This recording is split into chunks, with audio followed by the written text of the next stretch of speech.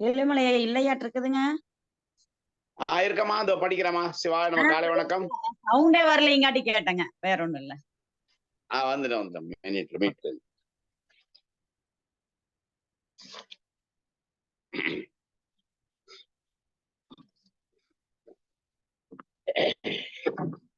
புத்தகத்தை பிரித்தவுடன் கிடைத்த பக்கங்கள் உங்களை செல்வந்தராக்கும் நம்மை செல்வந்தராக்கும் கலை புத்தகம் பாகம் 1 பக்கம் 34 35 தலைப்புகள் 27 மன இயக்க கருவி 3. தலைப்பு 27 மன இயக்க கருவி 3.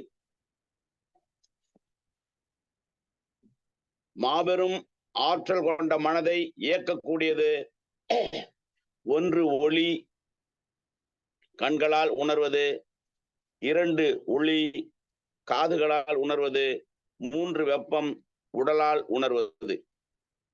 ஒளி படிப்பது, எழுதுவது, எழுத்தாற்றல்.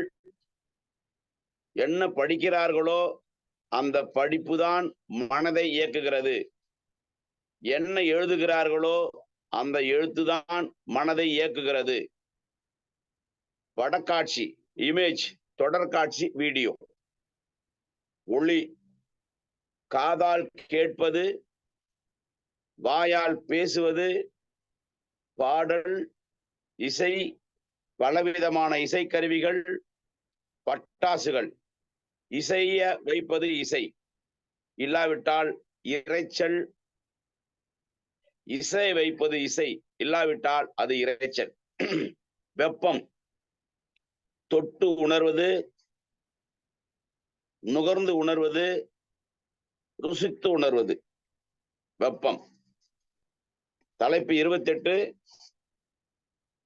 உங்களின் மீது பணத்தையும் நேரத்தையும் முதலீடு செய்யுங்கள்.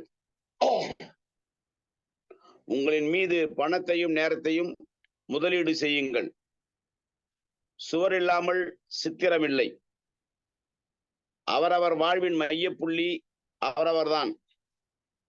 சுயத்திற்கு நமக்காக கொஞ்சம் நேரத்தையும் பணத்தையும் செலவழிக்கலாம். 1 உணவிற்காக செலவழிக்கலாம். 2 நல்ல ஆடைகள் வாங்க செலவழிக்கலாம்.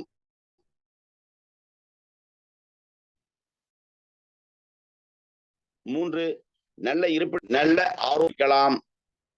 5 உடல் பயிற்சிக்காக செலவழிக்கலாம். 6 புத்தகங்களுக்காக செலவழிக்கலாம். 7 வாகனங்களுக்காக செலவழிக்கலாம். 8 பயிற்சி வகுப்புகளுக்காக செலவழிக்கலாம். 9 கருவிகள் உபகரணங்களுக்காக செலவழிக்கலாம். 10 பயணங்களுக்காக செலவழிக்கலாம். 11 முதலீடுகள் தான் முன்னேற்றம் தரும். 12 நமக்காக தினசரி 1.5 மணி நேரமாவது முதலீடு செய்ய வேண்டும். 12 நமக்காக தினசரி 1.5 மணி நேரமாவது முதலீடு செய்ய வேண்டும். தலைப்பு 29 அடுத்தவர்களுக்கு உதவி. அடுத்தவர்களுக்கு உதவி செய்வதில் உற்சாகமாக இருங்கள். அடுத்தவர் உதவி கேட்பது போலவும் நாம் அதை மகிழ்ச்சியாய் செய்வது போலவும் மனக்காட்சியில் கற்பனை செய்யுங்கள். அடுத்தவர்களுக்கு உதவி செய்வதில் உற்சாகமாக இருங்கள். அடுத்தவர் உதவி கேட்பது போலவும் நாம் அதை மகிழ்ச்சியாய் செய்வது போலவும் மனக்காட்சியில் கற்பனை செய்யுங்கள்.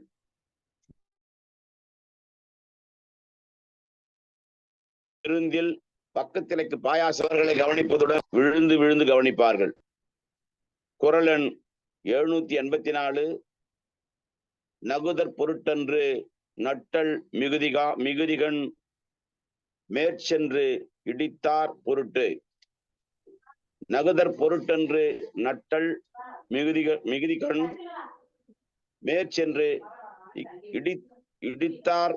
இடித்தற் பொருட்டு.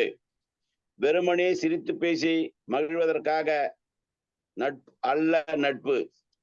வெறுமனே சிரித்து பேசி மகிழ்வதற்காக அல்லல் நட்பு.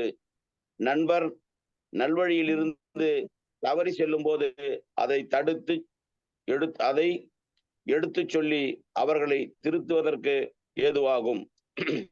வெறுமனே சிரித்து பேசி மகிழ்வதற்காக அல்ல நட்பு. நண்பர் நல்வழியில் இருந்து தவறி செல்லும் போது அதை எடுத்து சொல்லி அவர்களை திருத்துவதற்கு ஏதுவாகும். தலைப்பு 30. பழக்கங்கள். பழக்கமாக்குங்கள். 1. நேர்மறையான மனோபாவத்தை பழக்கமாக்குங்கள். 2. நேர்மறையாக பார்ப்பதும் கேட்பதும் பழக்கமாக்குங்கள். 3. நேர்மறையாக பேசுவதையும் பரப்புவதையும் பழக்கமாக்குங்கள். 4. நேர்மறையாக எண்ணுவதையும் எழுதுவதையும் பழக்கமாக்குங்கள். 5. நேர்மறையானவற்றை படிப்பதை பழக்கமாக்குங்கள். 6. நேர்மறையானவற்றை நம்புவதையும் விரும்புவதையும் பழக்கமாக்குங்கள். 7. நேர்மறையானவற்றை கற்பனை காட்சியாக காண்பதை பழக்கமாக்குங்கள். 8. நேர்மறையானவற்றை திட்டமிட்டு செயல்படுத்த பழக்கமாக்குங்கள். 9. நேர்மறையானவற்றை தொடர்பு கொள்ள புரிந்து கொள்ள பழக்கமாக்குங்கள். 10. நேர்மறையானவற்றுடன் ஒன்றி போதல் ஒருங்கிணைத்தலை பழக்கமாக்குங்கள். 10. நேர்மறையாற்றலுடன் ஒன்றி போதல் ஒருங்கிணைத்தலை பழக்கமாக்குங்கள். 11. நேர்மறையானவற்றை சொல்ல பழக்கமாக்குங்கள். 12.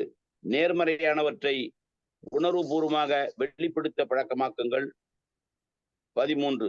நேர்மறையானவற்றில் தொடர்ந்து பயிற்சியை பழக்கமாக்குங்கள். 14. நேர்மறையானவற்றை நடத்தையாக பழக்கமாக்குங்கள். 15.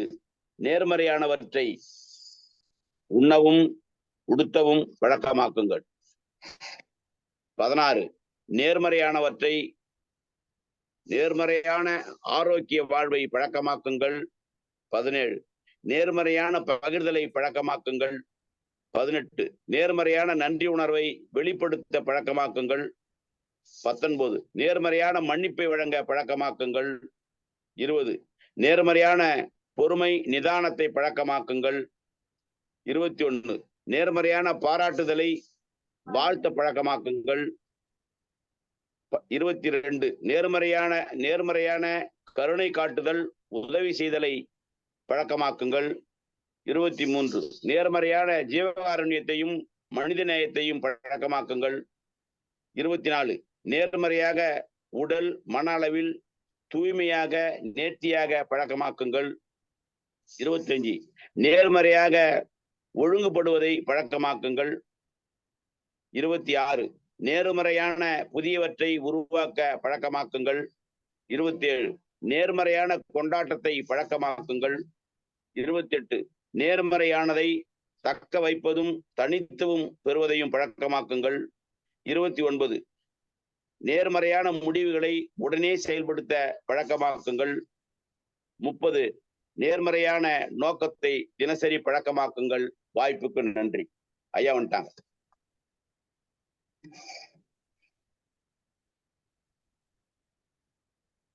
அனைவருக்கும் இனிய காலை செல்வ வணக்கம். சிவாய காலை செல்வ வணக்கம் ஐயா. வள்ளுவம் குரலை படிக்க வரும்போது படிக்கலாம். மகேஸ்வரி படிக்கிறேங்க. படிங்கம்மா. அனைவருக்கும் இனிய காலை செல்வ வணக்கம். வள்ளுவம் காட்டும் செல்வ சிந்தனை. குறள் எண் 198. அரும் பயன் ஆயும் அறிவினார் சொல்லார் பெரும் பயன் இல்லாத சொல். 20 பயன் இல சொல்லாமை. 2 இல்லறவியல். 1 அறத்துப்பால். நன்றிங்க. நன்றிம்மா. வேற யாரும் படிக்க வரும்போது படிக்கலாம். யோகானந்தையா படிங்க. வள்ளுவம் காட்டும் செல்வ சிந்தனை. குறள் எண் 198. அரும் பயன் ஆயும் அறிவினார் சொல்லார் பெரும் பயன் இல்லாத சொல். அதிகாரம் 20 பயனில்லா சொல்லாமை. இயல் 2 இல்லறவியல். பொருள் அறத்துப்பால். 1 அறத்துப்பால். நன்றி நன்றி நன்றி ஐயா. நன்றி. குணாளன் படிக்கிறேன். படிங்க. குறள் எண் 198.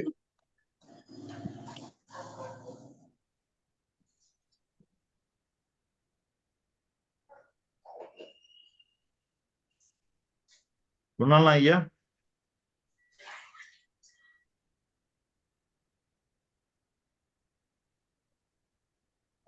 அன்மியூட் பண்ணிட்டு படிங்க.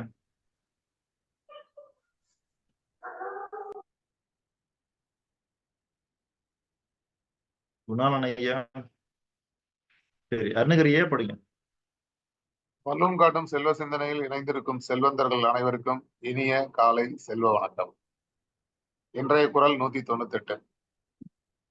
அரும்பயன் ஆயும் அறிவினார் சொல்லார் பெரும்பயன் இல்லாத சொல். அரும்பயன் ஆயும் அறிவினார் சொல்லார் பெரும்பயன் இல்லாத சொல். அதிகாரம் 20 பயனிலா சொல்லாமை. இயல் 2 இல்லறவியல். பால் 1 அறத்துப்பால். நன்றி ஐயா. நன்றி நன்றி நன்றி ஐயா. சதீஷ் படிக்கிறேங்க ஐயா. ஏழுமலையா படிங்க. அதை தொடர்ந்து சதீஷ் படிங்க.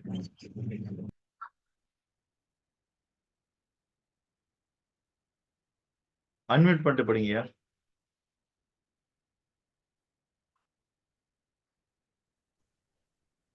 அனைவருக்கும் காலை இனிய செல்வ வணக்கம். வள்ளுவம் காட்டும் செல்வ சிந்தனையில் இன்று நாம் சிந்திப்பது 198வது குறள். அரும்பயன் ஆயும் அறிவினார் சொல்லார் பெரும்பயன் இல்லாத சொல். அரும்பயன் ஆயும் அறிவினார் சொல்லார் பெரும்பயன் இல்லாத சொல். 1 அறத்துப்பால். 2 இல்லறவியல். அதிகாரம் 20 பயனில சொல்லாமை. வாய்ப்புக்கு நன்றி ஐயா. நன்றி நன்றி. சதீஷ் படிங்க. சதீஷ். அனைவருக்கும் இனிய காலை செல்வ வணக்கம். வள்ளுவம் காட்டும் செல்வ சிந்தனை குறள் எண் 198. அரும்பயன் ஆயும் அறிவினார் சொல்லார் பெரும்பயன் இல்லாத சொல். 20 பயனில சொல்லாமை. 2 இல்லறவியல். 1 அறத்துப்பால். வாய்ப்புக்கு நன்றி ஐயா. நன்றி நன்றி நன்றி. குணாலனை அன்மியூட் பண்ணிட்டு படிக்க முடியுமா? சரி, லைன்ல இல்ல போல இருக்குது. லட்சுமிமா படிங்க. குறள் எண் 198. அரும்பயன் ஆயும் அறிவினார் சொல்லார் பெரும்பயன் இல்லாத சொல். 20 பயனில சொல்லாமை. 2 இல்லறவியல். 1 அறத்துப்பால். விளக்கம் படிக்கவா சார்? படிங்க. நான் படிக்கிறேன். ஜிகே மூர்த்தியா படிங்க. படிங்க சார். குறள் எண் அனைவருக்கும் இனிய காலத்தில் வணக்கம். குறள் எண் 198. அதற்கான விளக்கம். அரும் பயன்களை ஆராய்ந்து அறியக்கூடிய ஆற்றல் படைத்தவர் பெரும் பயன் விளைவிக்காத எந்த சொல்லையும் பயன்படுத்த மாட்டார். வாய்ப்புக்கு நன்றி.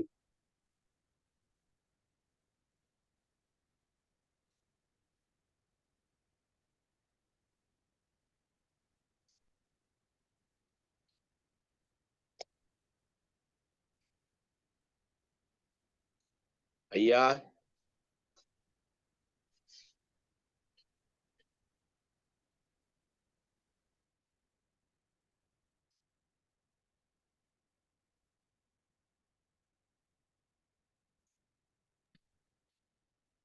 ஹலோ, கேக்குங்களா? ஐயா கேக்குதா? லட்சுமிமா படிங்க. நீங்களும் விளக்கம் படிங்க. இந்த ஒரே நிமிஷம் நான் புக்கை மூடி வச்சுட்டேன் சார். படிக்கிறேன். அதுக்குள்ள நான் படிக்கிறேன் ஐயா. படிங்க. அரும்பயன் ஆயும் அறிவினார் சொல்லார் பெரும்பயன் இல்லாத சொல். இதன் பொருள் அனைவருக்கும் நன்மை தரக்கூடிய சொற்களை ஆராய்ந்து பேசக்கூடிய அறிவுடைய சான்றோர் பிறர்க்கு பயன் தராத சொற்களை பேச மாட்டார். இதன் பொருள்தான். அனைவருக்கும் நன்மை தரக்கூடிய சொற்களை ஆராய்ந்து பேசக்கூடிய அறிவுடைய சான்றோர் பிறருக்கு பயன் தராத சொற்களை பேச மாட்டார். வாய்ப்புக்கு நன்றி ஐயா. நன்றி நன்றி. லட்சுமியா படிங்க. சிறந்த பயன்களை ஆராயும் அறிவினுடையவர் பெரிய பயன் தருதல் இல்லாத சொற்களை பேசவே மாட்டார்கள். Thank you sir. நன்றி நன்றி நன்றிமா.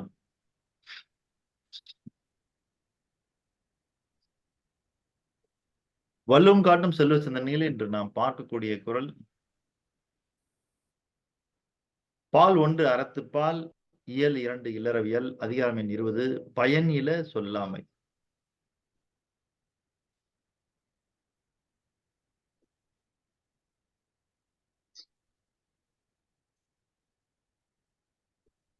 பயன் இல்லாத சொற்களை சொல்லலாமா? சொல்லக்கூடாது. ஆனால் நாம் ஏன் பயன் இல்லாத சொற்களை பேசி வருகிறோம்?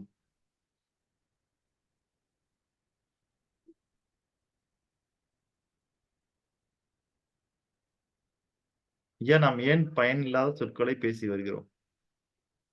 அறியாமை, நல்ல வார்த்தைகள் தெரியாமை, நல்லோரோடு இணங்கி இருத்தல் இல்லாமை, அதனால தேவையில்லாத சொற்கள் எல்லாம் வருகிறது. சரிங்க. அப்போ ஏன் பயன் இல சொல்லாமை என்கிற ஒரு அதிகாரம் என்றால், பயன் இல்லாதவற்றை நாம் பேசிக் கொண்டிருந்தோம் என்றால் அந்த வார்த்தைகளில் இருந்துதான் நம்முடைய வாழ்க்கை உருவாகிறது. அதனால் பயனில்லாதவற்றை நாம் பேசிக் கொண்டிருந்தோம் என்றால் அதன்படி நம்முடைய வாழ்க்கை பயனில்லாத வாழ்க்கையாக உருவாகிவிடும் என்பதற்காகத்தான் பயனில சொல்லாமை. நீங்க பயன்படுற மாதிரி எனக்கு இன்னொன்னு தோணுது. சொல்லுங்கய்யா. ஒரு பேசணுங்கிற ஒரு ஆவல், ஒரு எனர்ஜி வரும் ஸ்பீடா. அந்த எனர்ஜிக்கு ஏற்ற சிந்தனை தாறுமாறா நம்ம பழைய பழக்கத்துல இருப்போம். அப்ப கடப்படன் எதையாவது இந்த இடத்துக்கு தேவைன்னு தெரியாம அடிச்சு அள்ளி கொட்டிக்கிட்டு இருப்போம். எனக்கே நடந்திருக்கு நிறைய. கொஞ்சம் காது கொடுத்துட்டா போதும், ஓசி காது கிடைச்சிட்டுச்சுன்னா அடி வெளுத்து கட்டி விடுவேன். என்னகிட்டே அந்த பழக்கம் எப்பயாவது இருக்கு.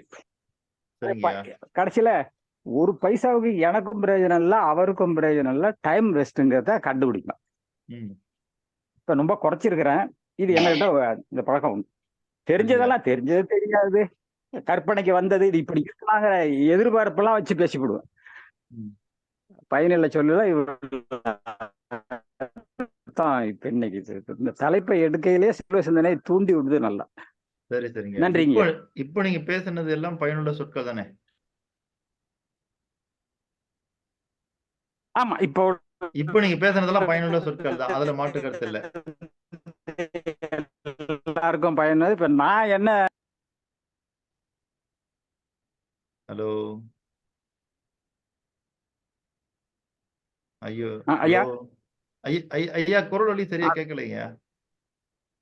இல்ல நான் முடிச்சுட்டேன். குரல் வழி சீராக இல்லை. நீங்க பயனுள்ள சொற்களை தான் சொன்னீர்கள், ஆனால் எங்களுக்கு அது முழுமையாக சேரவில்லை. சரி, இன்று பயனில சொல்லலாம். அப்படின்னா இன்னொரு தடவை சொல்லுங்க. அதாங்க ஐயா, உங்களுடைய நெட்வொர்க் ஏதோ அன்ஸ்டேபிளா இருக்கிற காரணத்தினால முழுசா எங்களுக்கு சேர மாட்டேங்குது. சரிங்க சரிங்க. வல்லும் காட்டும் செல்வ சிந்தனை என்று நாம் பார்க்கக்கூடிய குறள் பயனில சொல்லாமை அதிகாரம். ஆக பயனில்லா சொற்களை சொல்ல வேண்டாம். சரி, குறள் எண் 198. அரும் பயன் ஆயும் அறிவினார் சொல்லார் பெரும் பயன் இல்லாத சொல்.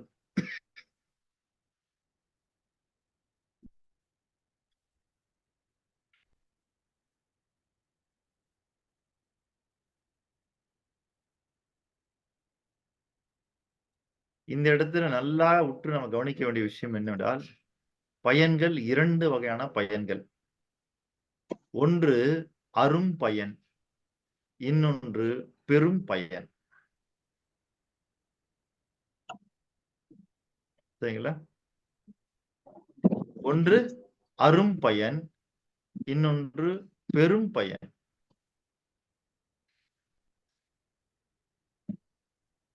அப்ப 2 விதமான பயன்கள் இருக்கின்றது நாம் அடைவதற்கு. அந்த 2 வகையான பயன்களில் ஒன்று அரும்பயன் ஆயும் அறிவினார். எப்படிப்பட்ட பயன்களை நாம் ஆய வேண்டும்? அரும் பயன்களை ஆய வேண்டும். அதாவது சிறப்புமிக்க பயன்களை நாம் ஆய வேண்டும். அப்படி யார் ஆய்வார்கள் என்றால் அறிவுடையோர். சரிங்களா? அரும்பயன் ஆயும் அறிவினார். அறிவு கொண்டவங்க என்ன பண்ணுவாங்க? அரும் பயன் உள்ள சொற்களைத்தான் ஆய்வார்கள். சொல்லார், அவர் என்ன சொல்ல மாட்டார்? பெரும் பயன் இல்லாத சொல், பெரும் பயன் இல்லாத சொற்களை சொல்ல மாட்டார். ஆனா நாமெல்லாம் நிறைய பேசி வருகிறோமே. இப்ப அதுக்கு நம்ம கலைச்செல்வன் ஐயா கூட ஒரு விளக்கம் கொடுத்தாங்க, இந்த மாதிரி இந்த விஷயத்தினால அப்படின்னு. ரொம்ப முக்கியமான அதுல நாம் பார்க்க வேண்டிய ஒரு விஷயம் என்னவென்றால்,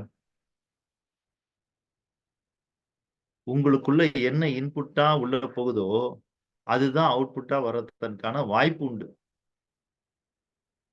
நீங்க அரிசி அரைக்கக்கூடிய அந்த உலர் மாவு மிஷின்ல கொண்டு போய் அரிசி கொட்டினீங்கன்னா அரிசி மாவு தான் கிடைக்கும்.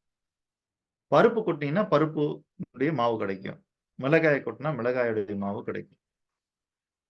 இப்படி எதை நீங்க இன்புட்டா கொடுக்குறீங்களோ அதுதான் வெளியே அவுட்புட்டா வருவதற்கான வாய்ப்பு உண்டு. ஆகவே நாம் என்ன செய்ய வேண்டும் என்றால், நாம் உள்ளிருந்து வரக்கூடிய சொற்கள் பயனில்லாத சொற்களாக வருவதற்கு வாய்ப்புகள் அதிகம் இருக்கின்ற நேர்வு எப்பொழுது என்று பார்த்தோம் என்றால், நமக்கு உள்ளே செல்லக்கூடியதெல்லாம் பயனுள்ள சொற்களாக இருக்கின்றதா? நீங்க கவனிக்க வேண்டிய இடம் அதான். ஏன்னா உள்ள என்ன போகுதோ அதுதான் அவுட்புட்டா வெளியில வரும். அப்ப ஏன் நம்ம பயனில்லாத நிறைய பேசுறோம் அப்படின்னா, பயனில்லாதது நிறைய உள்ள போகுதுன்னு அர்த்தம். அப்ப அதை குறைச்சா மட்டும்தான் நீங்க பேசுறதை குறைக்க முடியும். ஏனென்றால் நீங்க என்ன உள்ள இன்புட் தள்ளினாலும் என்ன பண்ணணும்? நம்ம உடம்பு இல்ல நம்ம மனம் அதை வெளியே தள்ளிட்டே தான் இருக்கும். இல்லைன்னா உள்ளே தேங்கி இருந்துச்சு, உள்ள போனதெல்லாம் உள்ளே இருந்துச்சுன்னா அது உடம்புக்கும் சரி மனதிற்கும் சரி வியாதியா மாறிடும். சரிங்களா? என்னவா மாறிடும்? வியாதியாக மாறிவிடும். ஆக நாம் செய்யக்கூடிய மிகப்பெரிய விஷயம் என்னவென்றால், நீங்கள் பேசும்பொழுது பயனான விஷயங்களை பேச வேண்டும் என்றால், முதலில் உங்களுக்குள்ளே செல்வது பயனான விஷயங்களாக செல்கிறதா என்று பார்க்க வேண்டும். ஏழுமலையா லைன்ல இருக்கீங்களா?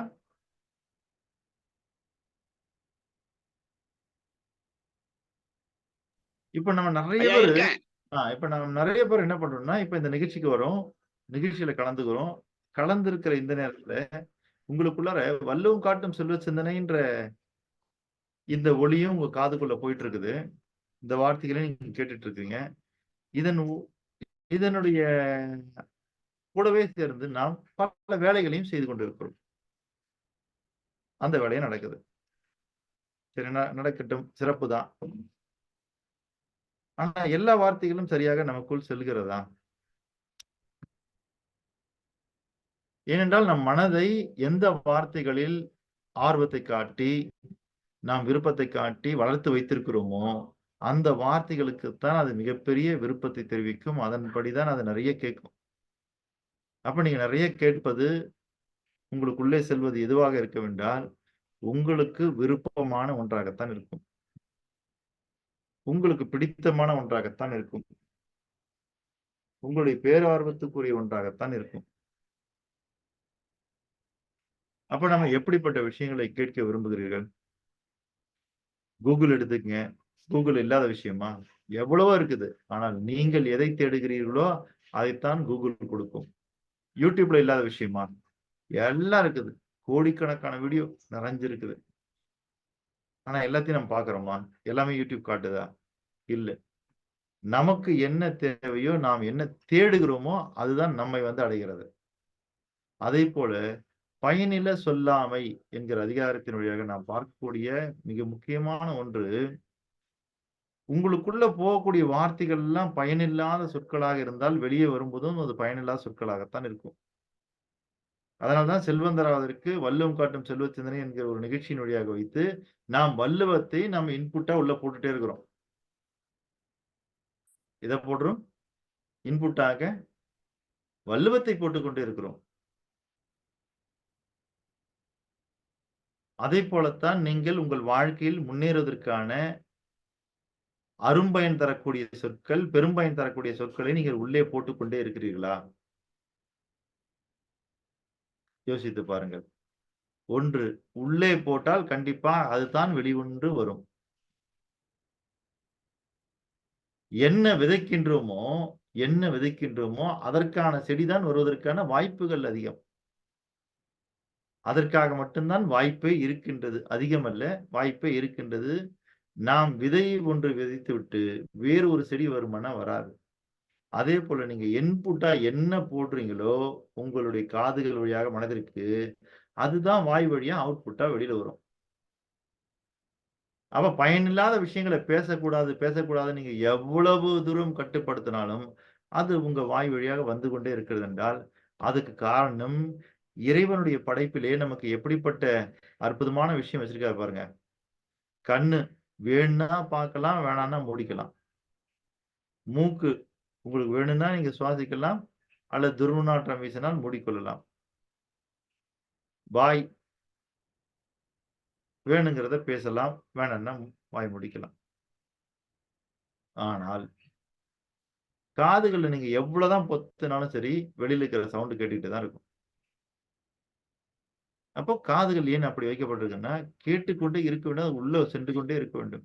எப்படி மூச்சு காற்று உள்ளே சென்று கொண்டே இருக்கிற வரைக்கும் நம்முடைய உடல் வாழ்கிறதோ, அதே போல காதுகள் வழியாக ஒளி சென்று கொண்டே இருந்தால் தான் உங்கள் மனம் வாழும். அதனால காது கேட்காதவங்களுக்கெல்லாம் அவங்க மனசு செத்து போச்சுங்களா அப்படின்னு கேட்கக்கூடாது. அவர்கள் எல்லாம் விதிவிலக்கானவர்கள்.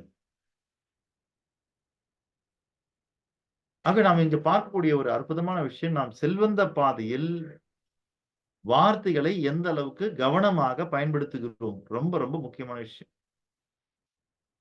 கிட்டத்தட்ட 1 மணி நேரம் நான் பேசுறேன். பேசி முடிச்சுட்டுன்னு யாராவது கருத்து சொல்லுங்கள் என்று கூப்பிட்டால் 1 மணி நேரம் பேசுறது ரொம்ப ஈஸி. எதை வேணாலும் பேசிட்டே இருக்கலாம். ஆனா உங்களை கூப்பிட்டோம்னா 1 நிமிஷமோ 2 நிமிஷமோ பேசுங்கன்னு சொன்னா 1 நிமிஷமோ 2 நிமிஷமோ பேசணும்னா தான் உங்களுக்கு என்னது நிறைய கவனம் வேணும். ஒரு பேச்சாளர் பார்த்து கேட்டாங்க, சார் நீங்க 1 மணி நேரம் பேசணும்னா நீங்க எவ்வளவு நேரம் தயாரிக்கணும் அப்படின்னு.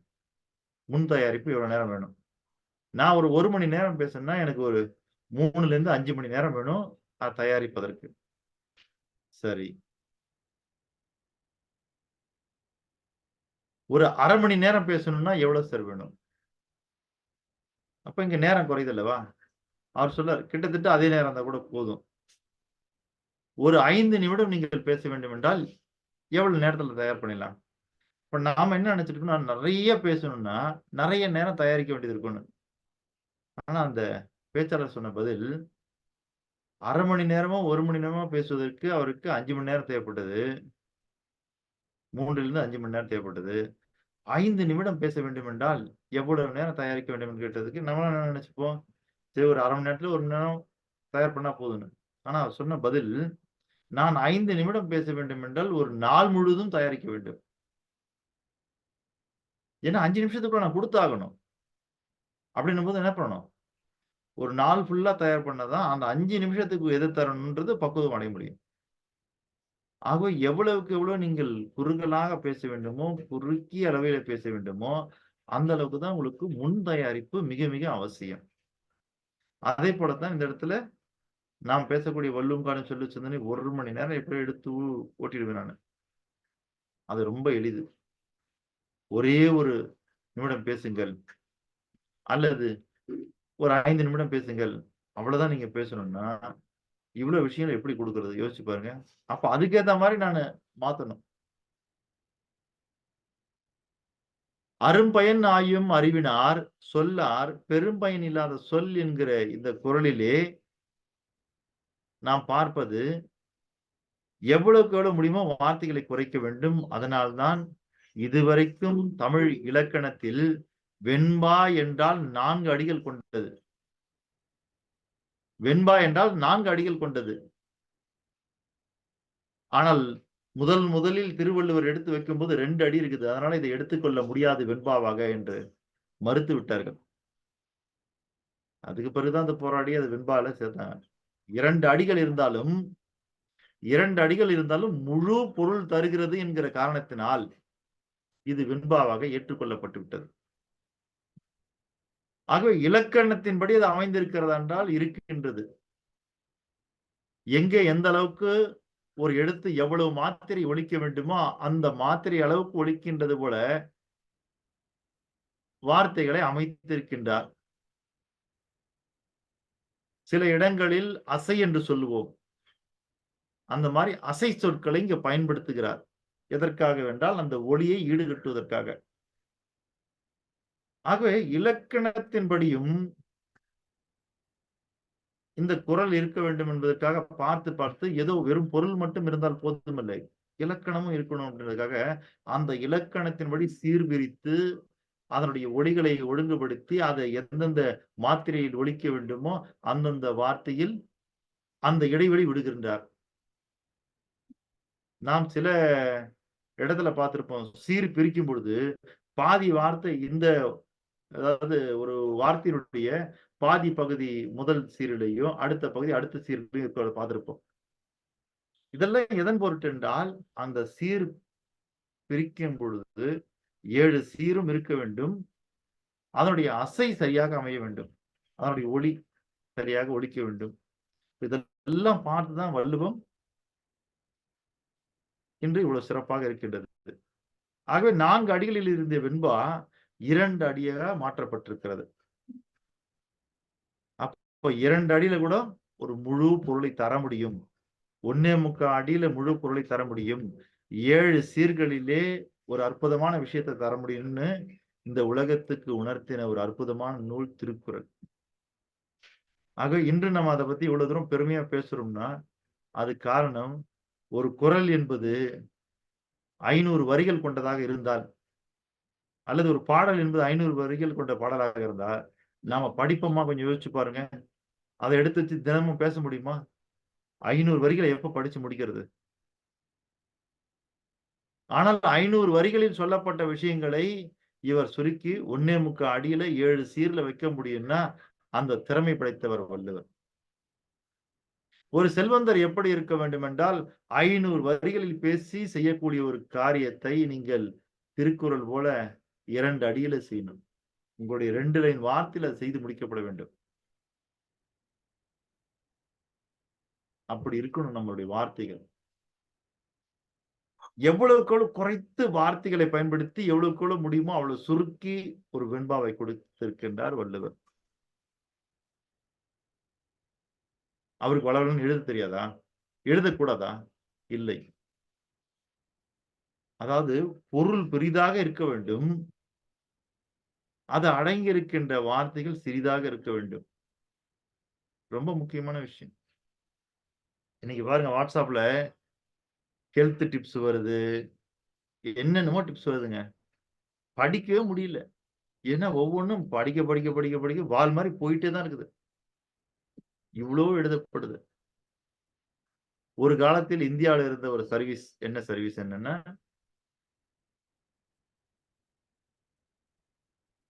அது என்ன சொல்லுதுங்க, டெலிகிராமா? டெலிகிராம் தானே இருந்தது.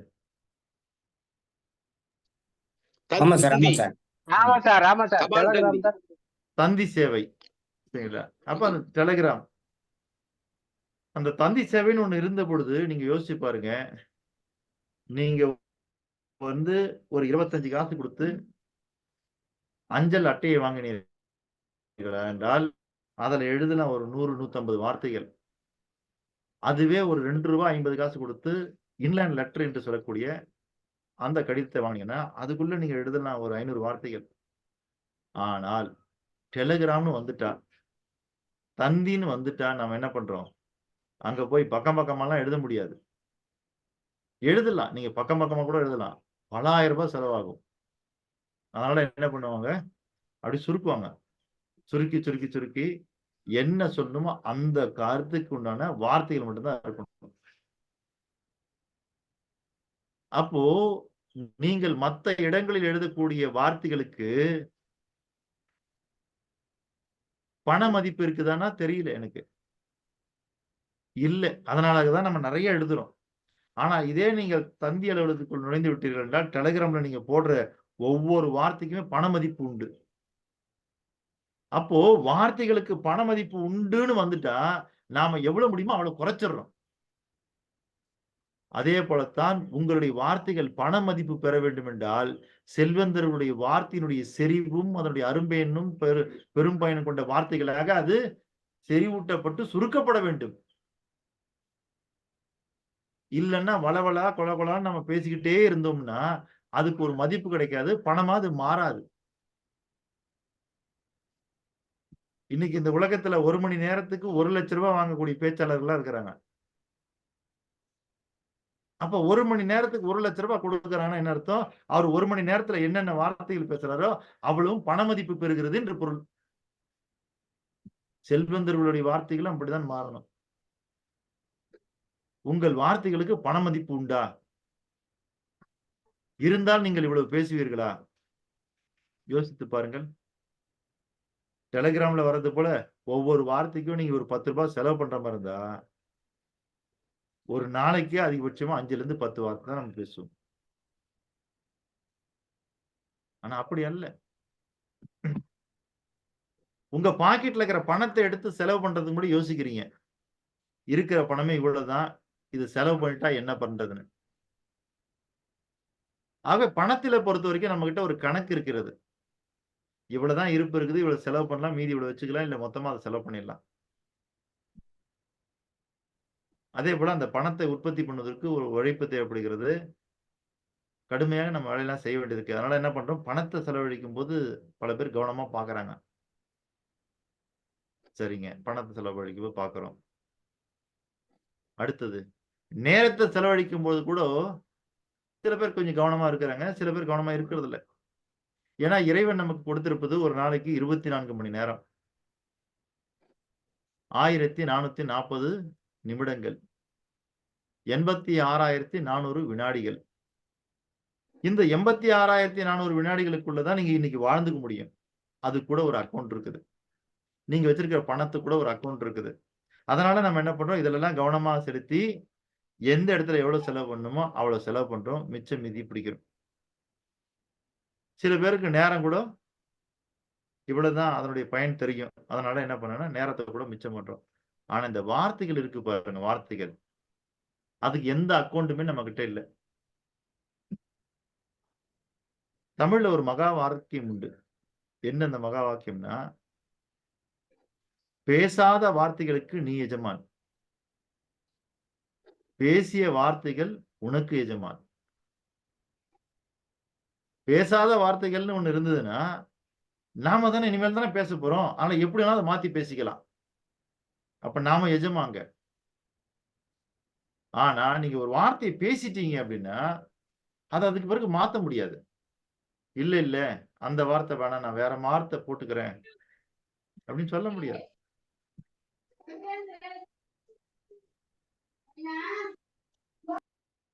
புரியுதுல்ல? அப்ப நம்ம கவனிக்க வேண்டிய விஷயம், பேசாத வார்த்தையா இருந்தா நம்ம எப்ப வேணாலும் திருத்திக் கொள்ளலாம், மாற்றிக்கொள்ளலாம்.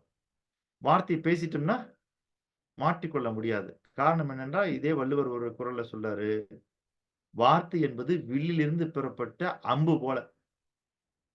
அது ஒன்று இலக்கை தாக்கலாம், இல்ல தாக்காம போகலாம். ஆனால் மீண்டும் திரும்ப வராது. வில்லிலிருந்து பெறப்பட்ட அம்பு, அது தாக்கலாம், தாக்காமல் போகலாம். ஆனா மீண்டும் திரும்ப வில்லுக்கு வராது. சொல்லுங்க அருணகிரியா. சொல்லாத சொல்லுக்கு விலை ஏதும் இல்லை. ம். அதானே சார் அர்த்தம்? இப்படி கூட சொல்லாங்க ஐயா. சொல்லாத சொல்லுக்கு இல்ல விலை மிக மிக அதிகம். அதிகம். ஓகே. அப்படின்னு சொல்லலாம் நம்ம. விலை இல்லன்னு சொல்லலாம். விலை அதிகம்னு சொல்லலாம். அதாவது எப்படி சொல்றதுன்னா, உங்களுக்கு இலவசங்கள் வழங்குவது போலதான். ஒரு இடத்துல நீங்க பாத்தீங்கன்னா, இலவசமா கொடுக்கறதுன்றது ரொம்ப அற்பமான விஷயமா தெரியும். ஒரு மதிப்பும் இல்லாத மாதிரி தெரியும். ஆனா ஒரு சில இடங்கள்ல இலவசமா குடுத்தீங்கன்னா, இது எவ்வளவு மதிப்பு வாய்ந்ததுன்னு நீங்க கணக்கே பண்ண முடியாது. புரியுதுல்ல? இந்த இயற்கை கொடுத்திருக்கிறது இலவசமா நமக்கு காற்று, தண்ணீர், சூரிய ஒளி இதெல்லாம் என்ன மதிப்பு? நம் உயிரை விட மதிப்பானது. இதே போல சில இடங்கள்ல கிடைக்கிற இலவசங்கள் ரொம்ப மலிவானது. அதுக்கெல்லாம் ஒண்ணும் பெருசா மதிப்பு இருக்காது. அப்போ இலவசங்கள் வந்துன்னா, என்னதான் மதிப்பு அப்படின்னு அறுதியிட முடியுமா? முடியாது. இது மிக உயர்ந்ததாகவும் இருக்கலாம், மிக தாழ்ந்ததாக இருக்கலாம். ஆனா அதுவே ஒரு பொருளுக்கு நீங்கள் சில விலையிட்டு விட்டீர்கள் என்றால், அதுக்கு என்ன ஆகும்? அவ்வளவுதான் விலை. அவ்வளவுதான். இலவசமா கொடுக்கிறத காட்டிலும் நீங்க விலை வச்சுட்டீங்கன்னா, அதனுடைய மதிப்பு குறைஞ்சிரும். அதைப் போலத்தான் நீங்கள் பேசாத வார்த்தைகள் அதுக்கு ஒரு பெரிய மதிப்பு இல்லைன்னு சொல்லலாம். அதே நேரத்துல பேசாத வார்த்தைகளுக்கு மிகப்பெரிய அளவுல மதிப்பு இருக்கிறதாவும் சொல்லலாம். 2மே உண்டு அதுக்கு. நாம் அப்படித்தான் கவனித்து பேசுகிறோமா? பல பேர் தீப்பெட்டியை பயன்படுத்தியிருப்பீங்க. தீப்பெட்டிய முதல் குச்சியில எடுத்து நீங்க உரசும் பொழுது, ரொம்ப அசால்ட்டா நம்ம எடுத்து உரசுவோம். அப்படி எடுத்து அப்படி அப்படி தட்டுவோம். சரியா எரியாது தூக்கி போட்டுருவோம். அடுத்த குச்சி எடுப்போம், தட்டுவோம், தூக்கி போட்டுருவோம். பாதி பெட்டி காலியாகும்போது பார்த்தீங்கன்னா, கொஞ்சம் லைட்டா கவனமா என்ன பண்ணுவோம்? தீக்குச்சி உரச ஆரம்பிச்சுருவோம். இதே அந்த பெட்டியில இருக்கக்கூடிய கடைசி குச்சினா என்ன பண்ணுவோம்? அதை எக்காரணத்து கொண்டும் செயலிழக்க வைக்காம, சரியாக பயன்படுத்த வேண்டும்னு ரொம்ப கவனமா இருப்போம். ரொம்ப கவனமா. ஆகவே தீப்பெட்டியில் இருக்கக்கூடிய கடைசி குச்சியை பயன்படுத்தும்போது, நமக்கு வரக்கூடிய கவனம், நம் பாக்கெட்ல இருக்கக்கூடிய கடைசி பணம் செலவழிக்கும் பொழுது வரக்கூடிய கவனம், நம்முடைய வாழ்க்கையினுடைய கடைசி நாளை நீங்கள் கழிக்கும் பொழுது வரக்கூடிய கவனம், அந்த கவனம் எங்க வரும்னா, நீங்கள் பேசக்கூடிய ஒவ்வொரு வார்த்தையும் கடைசி வார்த்தையாக இருந்தால், எப்படி கவனமாக பேசுவீர்களோ, அப்படி பேச வேண்டும் செல்வந்தர்கள். இதுதாங்க நான் பேசக்கூடிய கடைசி வார்த்தை. அப்படின்னு வச்சுக்குவோம். அப்ப என்ன பண்ணுவோம் நம்ம? அது எவ்வளவு பெஸ்ட்டான வார்த்தையா இருக்க முடியுமோ, எவ்வளவு சிறப்பான வார்த்தையா இருக்க முடியும், எந்த அளவுக்கு மத்தவங்களுக்கு பயன் தரக்கூடிய வார்த்தையாக இருக்க முடியுமோ, அப்படி நம்ம கவனமா பேசுவோம் இல்லையா? அப்படிப்பட்ட பேச்சு இப்ப நமக்கு வரணும். எப்போ? இப்போ வந்தாதான் நாம செல்வந்தரா ஆகிக் கொண்டிருக்கிறோம், ஆகிவிட்டோம், அந்த தன்மையில் இருக்கிறோம் என்பதற்கான பொருள். எப்படி நீங்கள் கவனமாக கடைசி குச்சியை நீங்கள் தீக்குச்சியை பயன்படுத்துகிறீர்களோ, கடைசி பணத்தை பயன்படுத்துகிறீர்களோ, கடைசி நேரத்தை பயன்படுத்துகிறீர்களோ, அதைப் போல உங்கள் வார்த்தை இதுதான் கடைசி என்றால் என்ன சிறப்பான வார்த்தையை கொடுப்பீர்களோ, அந்த வார்த்தையை கொடுக்க பழகுங்கள் தினசரி. இன்னைக்கு எனக்கு லாஸ்ட் டே என் வாழ்க்கையில. அப்படின்னா நான் என்ன பேச விரும்புவேன்? எவ்வளவு முடியுமோ அவ்வளவு சந்தோஷமான விஷயங்களை, எவ்வளவு முடியுமோ அந்த அளவுக்கு மகிழ்ச்சிகரமான விஷயங்களை, எந்த அளவுக்கு முடியுமோ அடுத்தவங்களுக்கு உதவிகரமான விஷயங்களை, எந்த அளவுக்கு முடியுமோ அடுத்தவங்களுக்கு பயன் தரக்கூடிய விஷயங்களை, நெகட்டிவே பேச மாட்டேங்க. ஏன்னா லாஸ்ட் நாள் இன்னைக்கு. அடுத்தவங்களை அழ வைக்கிற மாதிரி, துன்புறுத்துற மாதிரி பேசக்கூடாது. அடுத்தவங்களை மகிழ்ச்சி பண்ற மாதிரி என்ன பேச முடியுமோ அதை பேசணும்.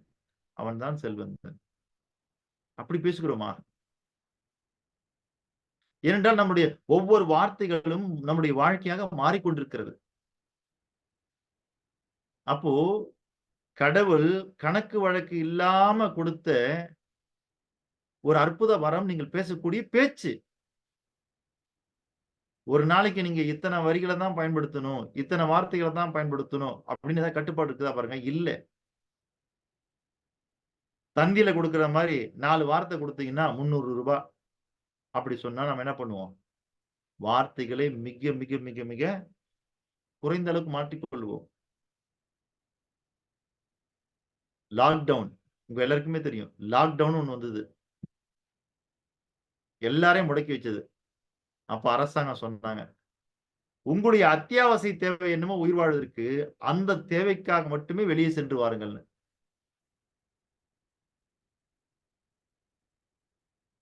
அப்ப யோசிச்சு பாருங்க. நம்முடைய அத்தியாவசிய தேவைக்காக மட்டுமே நாம் வெளியே சென்று வரும்பொழுது, அந்த தேவையான பொருள் மட்டும்தான் நம்ம வாங்கணும். ஆனா இப்ப என்ன ஆயிடுச்சு? எல்லா லாக்டவுனும் தளர்த்தப்பட்டு விட்டது. நம்மள பழையபடி விட்டாச்சு.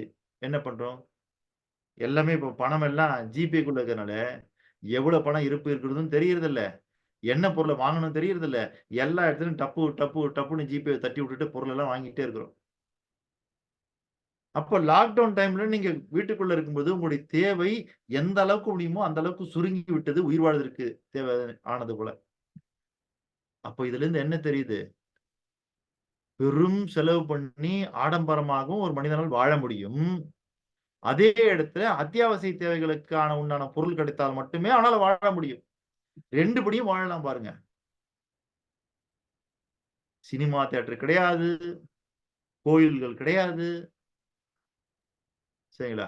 ஆடம்பர பொருளுக்கு வாங்குறதுக்கு வழி கிடையாது. எந்த கேளிக்கையும் கிடையாது. எந்த பொழுதுபோக்கும் கிடையாது. இருந்ததெல்லாம் என்ன? உணவுப் பொருளுக்கு என்ன தேவை? அந்த கடை. மருந்துக்கு என்ன தேவை? அந்த கடை. பால் கடை. இல்ல மளிகை கடை, ஹோட்டல் இவ்வளவுதான். ஏன்னா அதுதான் அடிப்படை. ஒரு செல்வந்தன் என்பவன் எப்படி என்றால் அடிப்படை தேவைகளை கட்டமைத்து எது தேவையோ அங்கிருந்து அவன் வளர வேண்டும்.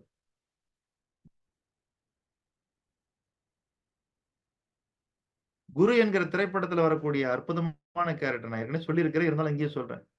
5 நிமிடங்கள் பேசுவதற்கு கொடுத்தா 3 நிமிஷம் பேசிட்டு 2 நிமிஷம் சேவிங்ஸ்ன்னு சொல்லுவாரு. அப்ப என்ன அர்த்தம்? 5 நிமிஷத்துல பேச வேண்டிய ஒரு மேட்டர 3 நிமிஷத்துல குடுத்துட்டாருன்னு அர்த்தம். இதே திருக்குறளுக்கு இன்னைக்கு பக்கம் பக்கமா விளக்கம் எழுதுறாங்க. அதத்தான் ஏன் வள்ளுவர் பண்ணியிருக்கிறாரு. பக்கம் பக்கமா விளக்கம் சொல்ல வேண்டிய ஒரு விஷயத்த தான் 2 வரியில வச்சிருக்கிறாரு. அதனால தான் அதுக்கு இன்னமும் நெறைய பேர் பக்கம் பக்கமா விளக்கம் எழுதிக்கிட்டே இருக்கிறாங்க இந்த ஒரு நூலுக்கு. இன்னமும் எழுதிக்கிட்டே இருக்கிறாங்க. என்ன காரணம்? அவர் 2 வரிக்குள்ள அவ்வளவு விஷயம் வச்சிருக்கிறாருங்க. அப்துல் கலாம் ஐயா இளைஞர்களை பார்த்து சொன்னார், கனவு காணுங்கள்னு. கனவு காணுங்கள் என்கிற 2 வார்த்தைக்குள்ளார அவரு இந்தியாவுடைய எதிர்காலத்தையே அடக்கி வைத்து விட்டார். சும்மா ஒண்ணும் இல்ல. கனவு காணுங்கள். இல்ல. ஒவ்வொரு மனிதனும் எப்படி தன்னுடைய தொழில்ல இருக்கணும், வேலையில இருக்கணும்னு இல்ல. பேச்சுக்கென்று இருந்த ஒரு பீரங்கி அறிஞர் அண்ணா அவர்கள் சொன்ன வார்த்தை, கடமை, கண்ணியம், கட்டுப்பாடு. 3 வார்த்தைக்குள்ள உங்கள் ஒட்டுமொத்த வாழ்க்கையை அடக்கி விட்டார்.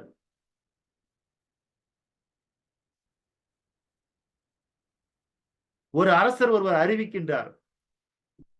என்ன அறிவிக்கிறார் தெரியுங்களா? நான் இருக்கிற காலத்திலே இந்த மக்களுக்கு பயனுள்ள ஏதாவது ஒரு விஷயத்த வச்சுட்டு போணும். அதனால அப்படி குடுக்குற மாரி ஏதோ கதையோ, கட்டுரையோ அல்லது ஏதாவது ஒண்ணு யாரா எழுதிட்டு வாங்க. இல்ல கவிதை கூட இருக்கலாம். ஏதாவது ஒரு புலவர்கள் எழுதுங்கள். இல்ல யார் இருக்கிறதுலயே குறைந்த வார்த்தைகளை போட்டு சரிங்களா? நிறைவான ஒரு பொருள் தரா மாரியான ஒரு விஷயத்த கொண்டு வரீங்களோ, அவங்களுக்கு மிகப்பெரிய சன்மானம்னு சொல்லிட்டார். எல்லாம் பக்கம் பக்கமா எழுதி கொண்டு வராங்க. 100 பக்கம் பத்தாது. இது வேண்டாம். 50 பக்கமா சுருக்குறாங்க. வேண்டாம். 25 பக்கமா சுருக்குறாங்க. வேண்டாம். அப்படியே பார்க்கிறாரு. என்னடா பண்றது? மன்னரை எப்படிதான் திருப்தி பண்றது? அப்புறம் எல்லா புலவர்களும் போட்டு கசக்கி மண்டைய பிழிஞ்சு ஒரே பக்கத்துக்கு மாத்தி கொண்டு வராங்க. அப்பாடா! ஒரு 500, 1000 பக்கத்துல இருக்க வேண்டிய விஷயத்த ஒரு பக்கத்துல எழுதிட்டு வந்துட்டோமேன்னு அவங்களுக்கு ரொம்ப சந்தோஷம் குடுக்குறாங்க. ராஜா படிச்சு பார்த்துட்டு, இது கூட பெருசா இருக்குது. இன்னும் சின்னதா வேணும்ன்றாரு. என்னய்யா இப்படி ராஜா கேட்கிறான்னு இப்படியே போயிட்டே இருக்குதுன்னு என்ன பண்ணேன்னா, கடைசியா அத சுருக்கி மன்னருக்கு பிடித்த அந்த எதிர்காலத்திற்கு தேவையான ஒரு அந்த அற்புதமான பொருள் புரிந்த ஒரு வார்த்தை உருவாகிவிட்டது. சரிங்களா? அது ஒரு பக்கத்துல இல்ல, அரை பக்கத்துல இல்ல, 10 வரியில இல்ல, 4 வரியில் இல்ல, அல்ல ஒரு வரி முழுவதுமாக இருந்தா இல்ல. அப்போ அவ்ளோ பெரிய தத்துவத்த 3 வார்த்தைகளில் வைத்தார்கள். அதுதான் மன்னருக்கு பிடிச்சது. அதுதான் மிகப்பெரிய பரிசு குடுத்தார். இது ஒண்ணு போதும் நான் இந்த உலகத்திற்கு விட்டுச் செல்வதற்காக. என்ன அந்த வார்த்தை என்றால், இதுவும் கடந்து போகும். இதுவும் கடந்து போகும் என்ற 3 வார்த்தை. அவ்வளவுதான். ஐயா நீங்க எவ்வளவு மகிழ்ச்சியாக இருங்க, எவ்வளவு துன்பமாக இருங்க, உங்க நிலைமையில இன்னைக்கு நீங்க எப்படி வேணுமானாலும் இருங்க. ஆனால் செல்வந்தன் ஆக முடியும் என்று நான் சொல்லிக் கொண்டிருக்கிறேன் என்றால் அதற்கு அடித்தள நாதம் எதுவென்றால் இதுவும் கடந்து போகும். நீங்க ஏழ்மையிலேயே எப்பயுமே இருப்பீங்களா? இல்லை. வறுமையிலேயே எப்பொழுதுமே இருப்பீர்களா? இல்லை. எப்பொழுதுமே தோல்வியாளனாக இருப்பீர்களா? இல்லை. மொத்தத்துல உங்களுக்கு பிடிக்காத வாழ்க்கை நீங்கள் வாழ்ந்து கொண்டிருக்கிறீர்கள் என்றால் அது கடந்து போகும். உங்களுக்கு பிடித்த வாழ்க்கை வரும். அதே நேரத்துல நீங்க கவனமா இருக்கணும். பிடித்த வாழ்க்கையை வாழ்ந்து கொண்டிருக்கிறோம் என்பதற்காக யாரையும் மதிக்காம, ஏளனமாக, சரிங்களா? அப்படி துச்சமாக எண்ணி வாழ்ந்துடக்கூடாது. காரணம் என்னதுங்களா? உங்களுக்கு எவ்வளவு பிடித்த வாழ்க்கையாக இருந்தாலும் அதுவும் கடந்து போகும். நம்ம தான் கவனமா இருக்கணும். அதனால சில ஆட்டோக்கள் எழுதி போட்டிருப்பாங்க. சரிங்களா? என்ன அந்த வார்த்தைகள்னு பார்த்தீங்கன்னா, வசதி வந்தால் ஆடாதே. வறுமை வந்தால் வாடாதே. வசதி வந்தால் ஆடாதே, வறுமை வந்தால் வாடாதே. காரணம் என்ன? 2 நிலைமை கடந்து போகும். பகல் வந்தால் இரவு வரும், இரவு வந்தால் பகல் வரும். அப்ப அந்த மன்னர் இந்த உலகத்திற்கு கொடுத்து விட்டு சென்றதாக சொல்லப்படக்கூடிய இந்த கதையில சொல்லக்கூடிய இந்த மகா வாக்கியம் என்றால், இதுவும் கடந்து போகும் என்ற 3 வார்த்தை. அப்ப செல்வந்தர்களாகிய நாம் நம்முடைய வார்த்தைகளை மிக மிக மிக மிக அளந்து அளந்து அளந்து பேச ஆரம்பிக்க வேண்டும்.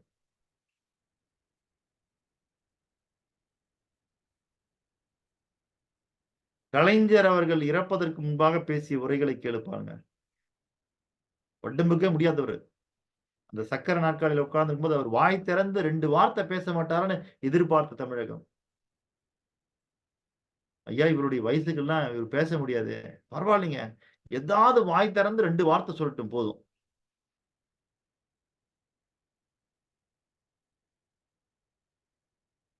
வேற ஒண்ணும் வேண்டாம். இன்று நாம் பார்த்து வருகிறோம். இல்ல. பிரபலங்கள் எல்லாம் மேடையில் வந்தால் 2 வார்த்தைகள் பேசினா போதும். கரவொலி எழும்புகிறது.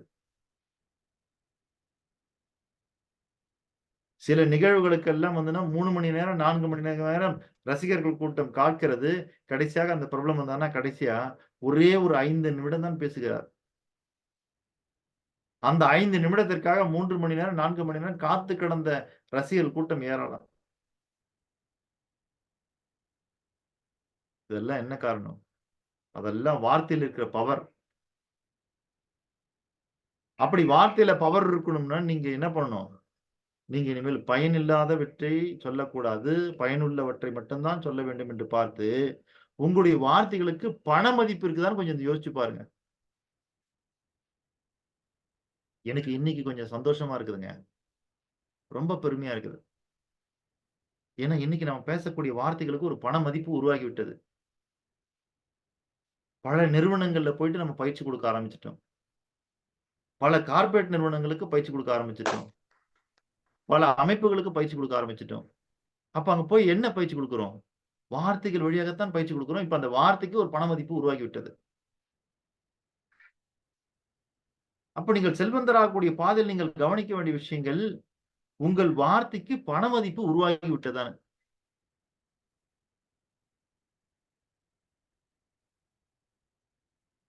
அப்படி பண மதிப்பு உருவாகிட்டா நீங்க வளவளன்னு பேச மாட்டீங்க, கொழகொழன்னு பேச மாட்டீங்க.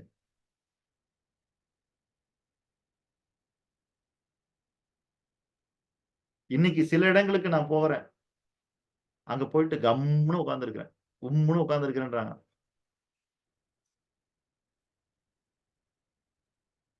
சார் நீங்க ஏதாவது பேசலாமேன்றாங்க. நம்ம பொறுமையா உட்கார்ந்துட்டு இருக்கிறோம்.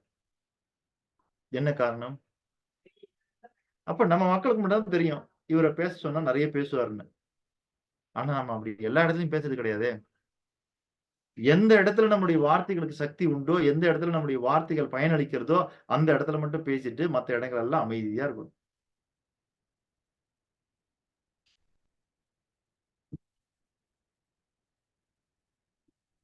நீங்கள் நிறைய செல்வந்தர்களை பாருங்கள், பணக்காரர்களை பாருங்கள். அவர்கள் எங்க தேவையோ அங்க நிறைய பேசுவாங்க. மத்த இடத்துல அமைதியா இருப்பாங்க. அதிகபட்சமாக பணக்காரர்களுடைய, செல்வந்தர்களுடைய அதிகபட்சமான பிராண்டிங் எதுன்னு பார்த்தீங்கன்னா, ஒரு புன்முறுவல் உதிக்கூடிய முகம். அவங்க பேசக்கூடிய மொழி பாத்தீங்கன்னா அந்த ஒரு புன்னகையிலே பேசிடுவாங்க எல்லாத்தையும்.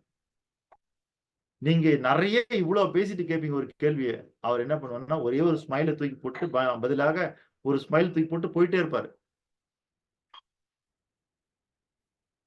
எந்த இடத்தில் நீங்கள் புன்னகையை பதிலாக கொடுத்தால் போதுமானதாக இருக்கிறதோ அங்க வார்த்தைகளை செலவழிக்காதீர்கள். இதெல்லாம் ஒரு செல்வந்தர் தெரிந்து கொள்ள வேண்டிய அடிப்படை விஷயங்கள். ஒரு புன்னகையே பதிலாக கொடுத்துட்டீங்கன்னா வேலை முடிஞ்சு போச்சுன்னா அதுக்கு பிறகு நீங்க விளக்கெல்லாம் தரக்கூடாது. அது அது ஏன்னா அது எப்படின்னா அப்படி அதெல்லாம் வேண்டியதே இல்லை. உங்களுடைய ஒரு பார்வை உங்களுக்கு அடுத்தவருக்கு பதிலாக அமையுமானால் அங்க வார்த்தைகளுக்கு வேலை இல்லை.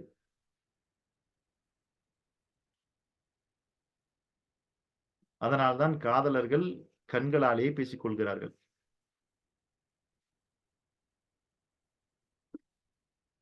வார்த்தைகளால பேசுறாங்களா? வேண்டியது இல்லைங்க.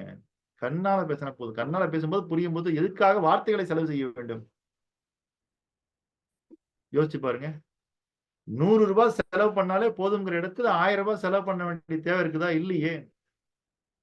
அதே போல நமக்கு உங்களுடைய ஒரு உடல் அசைவு பதிலளிக்குமானால், உங்களுடைய ஒரு கண் அசைவு பதிலளிக்குமானால், உங்களுடைய ஒரு தலை அசைவு பதிலளிக்குமானால், உங்களுடைய ஒரு கை அசைவு பதிலளிக்குமானால், உங்களுடைய ஒரு புன்னகை பதிலளிக்குமானால் ஏன் வார்த்தைகளை செலவு பண்ண வேண்டும்? யோசித்து பாருங்கள். அப்ப ஒரு செல்வந்தன்றவன் எப்படி மாறணும்? எப்படி நீங்கள் பணத்தை சேமிக்கின்றீர்களோ, எப்படி நேரத்தை சேமிக்கின்றீர்களோ, அதை போல நீங்கள் வார்த்தைகளையும் சேமிக்க வேண்டாமா?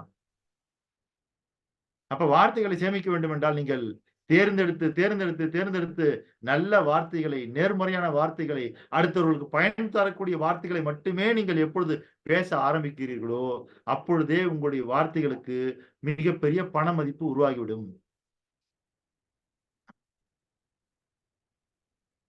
அப்ப பேசக்கூடிய வார்த்தையில வெறும் பண மதிப்பு மட்டும் இருந்தா போதுமா? வாழ்க்கைக்கு அது பத்துமானா பத்தாது. செல்வந்த வாழ்க்கை அதுக்கு பத்தாது. உங்கள் வார்த்தையில் எப்படி பண மதிப்பு இருக்கின்றதோ அதே போல உங்களுடைய வார்த்தையில் என்னெல்லாம் இருக்கணும்? உங்க வார்த்தையை கொடுத்தா அது பணமாக மாறணும். சிறப்பு. வேற என்னவெல்லாம் மாறணும்? உங்கள் வார்த்தை அடுத்த மனிதனுக்கு உந்து சக்தியாக மாறணும். உங்கள் வார்த்தை அடிபட்டவனுக்கு மருந்தாக மாறணும். உங்கள் வார்த்தை முடங்கி கிடப்பவனுக்கு ஊன்றுகோலாக மாறணும். உங்கள் வார்த்தை நடக்க முடியாதவனுக்கு நடவண்டியாக மாறணும். உங்கள் வார்த்தை ஓட முடியாதவனை ஓட வைக்கணும். உங்கள் வார்த்தையை ஆட முடியாதவனை ஆட வைக்க வேண்டும். உங்கள் வார்த்தை படுத்து கிடப்பவனை எழுந்து நிற்க வைக்க வேண்டும். உங்கள் வார்த்தை சாதாரண மனிதனை சாமானிய மனிதனாக இருக்கக்கூடியவனை சாதனை மனிதனாக மாற்ற வேண்டும்.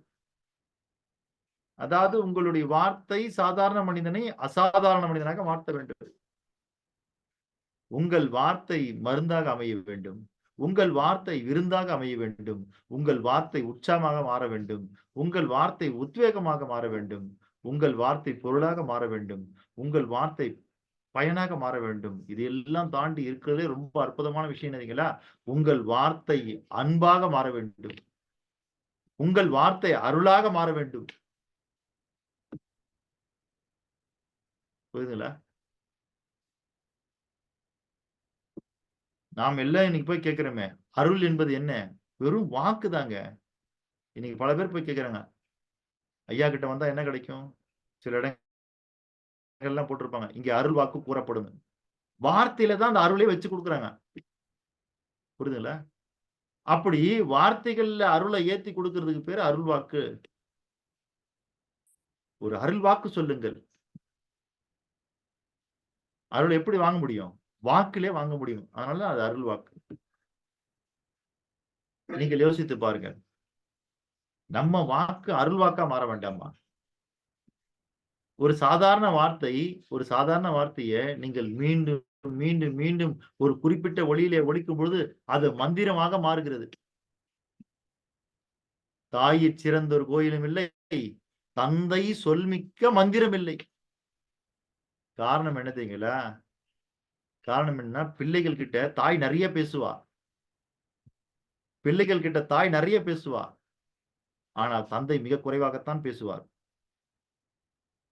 அதனால்தான் அந்த காலத்துல என்ன சொன்னாங்கன்னா, மிக குறைவாக பேசக்கூடிய தந்தை என்ன பேசுவார் என்றால், குழந்தைக்கு நாளைக்கு எதெல்லாம் பயன்படுமோ அந்த வார்த்தைகள் எல்லாம் கவனமாக பேசுவார். அதனால என்ன சொன்னாங்கன்னா, அந்த காலத்துல தாய் சிறந்த ஒரு கோயிலும் இல்லை, தந்தை சொல்மிக்க மந்திரம் இல்லை. ஏன்னா தந்தை எப்படின்னா தாய் மாதிரி வளவலன்னு பேச மாட்டாரு. ரொம்ப லிமிட்டடா தான் பேசுவாரு பிள்ளைங்கிட்ட. ஏன் லிமிட்டா பேசுறாருன்னா, அவர் பேசுற ஒவ்வொரு வார்த்தையும் மந்திரம்.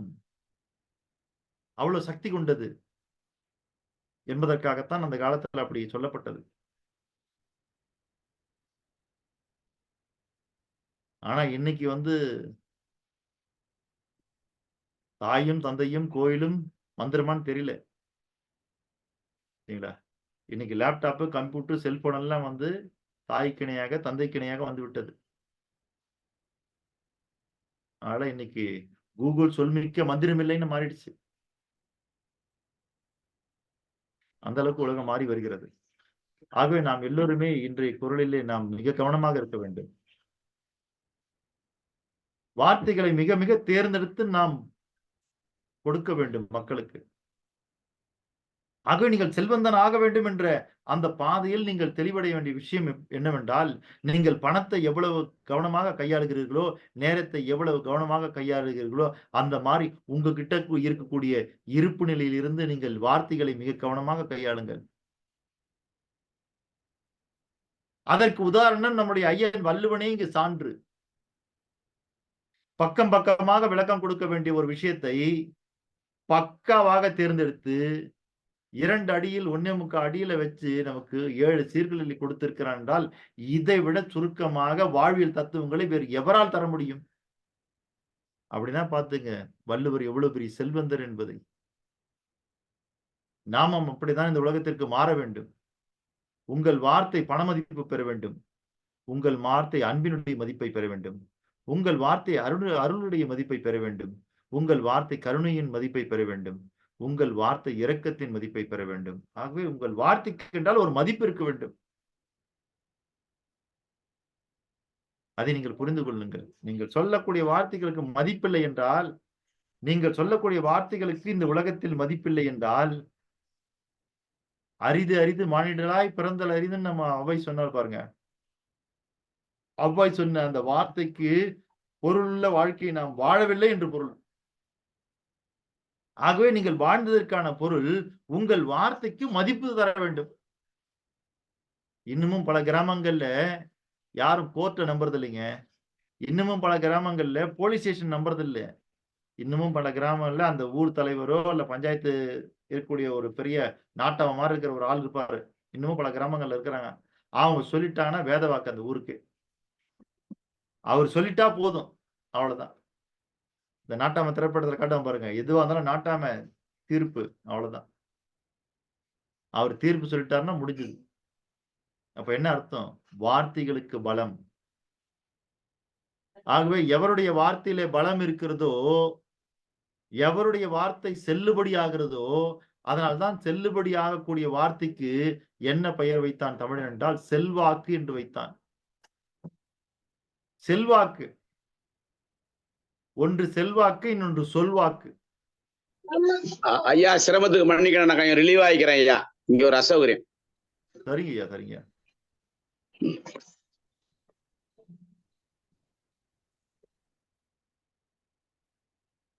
ஆகவே அந்த சொல்வாக்கு செல்வாக்கு கொண்ட மனிதராக நாம் மாற வேண்டும் என்றால் நம்முடைய வார்த்தைகளை நாம் சரியாக பார்த்து, அளவாக பார்த்து, நாம் அதை பயன் தரக்கூடிய வார்த்தைகளாக பயன்படுத்த வேண்டும். அது அடுத்தவங்களுக்கு பயன்படணும்.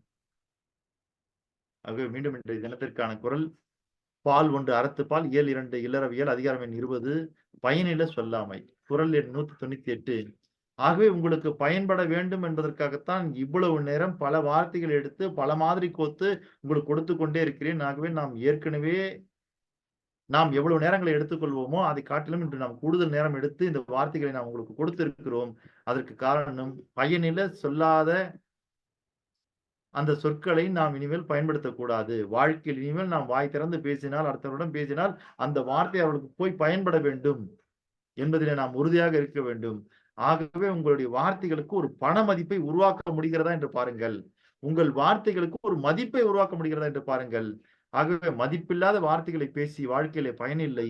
நாம் பேசக்கூடிய ஒவ்வொரு வார்த்தைகளுக்கு நீங்கள் மதிப்பை கூட்டிக் கொண்டே இருந்தால் நீங்கள் தான் செல்வந்தர்கள், நீங்கள் தான் செல்வந்தர்கள் என்று கூறி மீண்டும் இன்றைய தினத்திற்கான குரல் பால் 1 அறத்துப்பால் இயல் 2 இல்லறவியல் அதிகாரம் எண் 20 பயனில சொல்லாமை குரல் எண் 198 அரும் பயன் ஆயும் அறிவினார் சொல்லார் பெரும் பயன் இல்லாத சொல் என்கிற குரலுக்கொப்ப நாம் அனைவருமே அரும்பயன் கொண்ட சொற்களையும் பெரும் பயன் கொண்ட சொற்களையுமே இந்த சமுதாயத்தில் உதிர்க்க வேண்டும் என்று கேட்டுக்கொண்டு வாய்ப்பளித்த அத்தனை நல்ல உள்ளங்களுக்கும் என்னுடைய மனமார்ந்த வாழ்த்துக்களையும் பாராட்டுகளையும் தெரிவித்துக் கொண்டு நன்றி கூறி விடைபெறுகிறேன். நன்றி, வணக்கம்.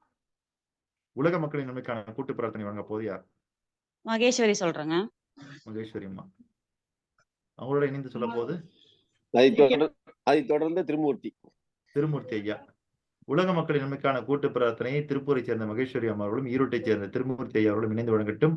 மற்றவர்கள் அத்தனை பேருமே தன்னுடைய மைக்கை மியூட் செய்து வைத்துக் கொண்டு உங்களுடைய இடத்திலே நீங்கள் வாய்விட்டு கூட்டு பிரார்த்தனை மேற்கொள்ளுங்கள் என்று கேட்டுக்கொள்கிறேன். நன்றி. உலக மக்களின் நன்மைக்கான கூட்டு பிரார்த்தனை. உலக மக்களின் நன்மைக்கான கூட்டு பிரார்த்தனை. உலகின் எல்லா உயிர்களையும் படைத்த உலகின் எல்லா உயிர்களையும் படைத்த சர்வ வல்லமையும் ஈடு இணையில்லா சக்திகளின் பிறப்பிடமாக உள்ள இயற்கை பேராற்றலே இயற்கை பேராற்றலின் மாபெரும் சக்தியாக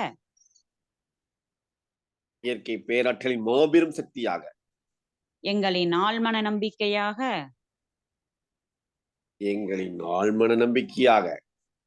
எங்களுக்குள் பெருக்கெடுத்து ஓடும் நேர்மறை ஆற்றலே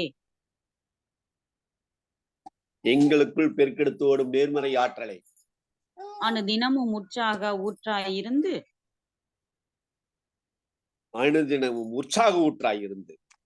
நாங்கள் அனைவரும் சகல ஐஸ்வர்யங்களுடன்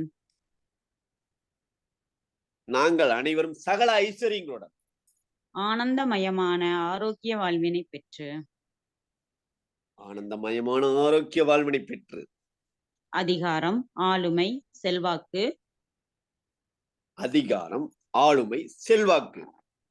வல்லமை கொண்ட மனிதர்களாக ஞானம் புகழ் வெற்றிகளை அடைந்து நாங்களும் எங்கள் குடும்பமும் பரிபூர்ண திருப்தியுடன் நிறைந்த செல்வ செழிப்புடன் மிகவும் நிம்மதியான வாழ்வினை வாழ்ந்து வருகிறோம்.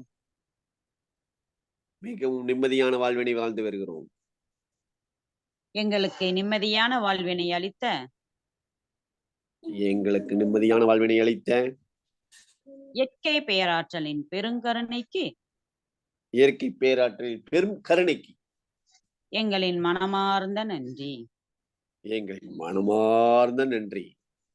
எங்களின் உணர்வுபூர்வமான நன்றி. எங்களின் ஆத்மார்த்தமான நன்றி.